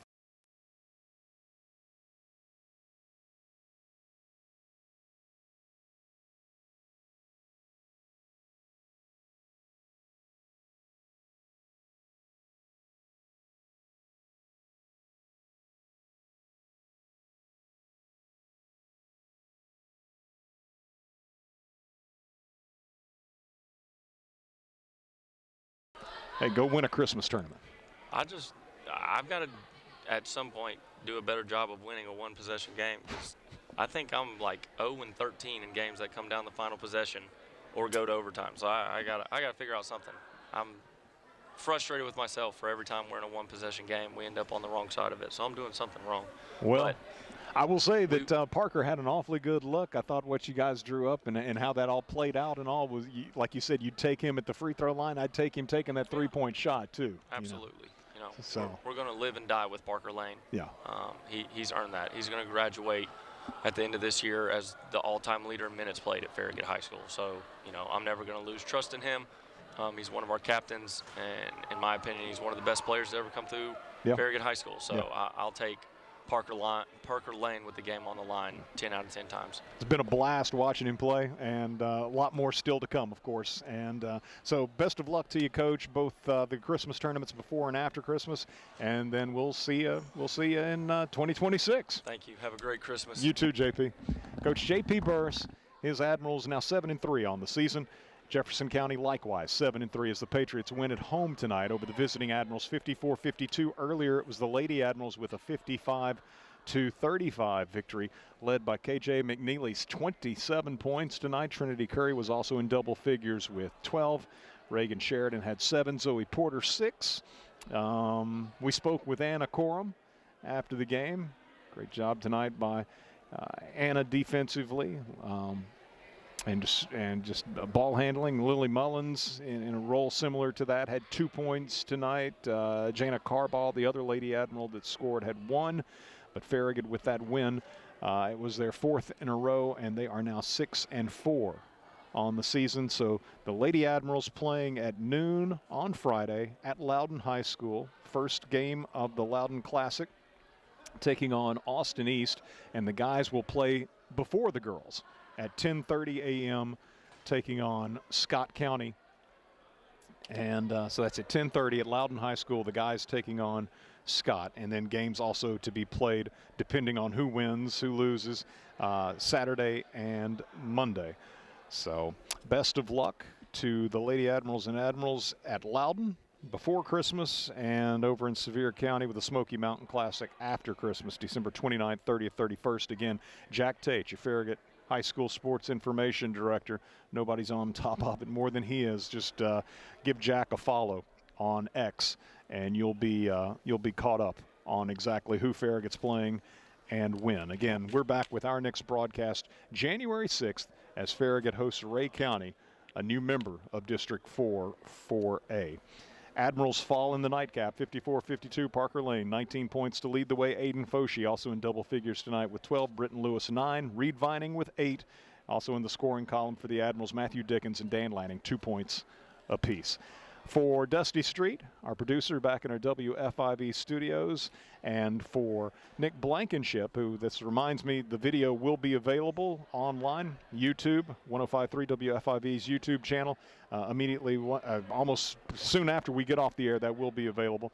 But couldn't live stream it tonight from Jefferson County, but that is available after the fact on demand. So. But for Nick and for Dusty, I'm Eric Gerhardt. We say thank you so much for listening. We wish you a good night, a Merry Christmas, a happy holiday season. Go Admirals. Farragut High School basketball on West 105, brought to you by Hearthside Bank Farragut, David's Abbey Carpet, Precision Garage Door Service, LCUV Internet, The Shrimp Dock, Miser Wealth Partners, Valley Plumbing, Shop Farragut, Citizens Bank, Knoxville and Lenore City, and by Bryan Insurance Group, the voice of the Farragut Admirals. This is West 105.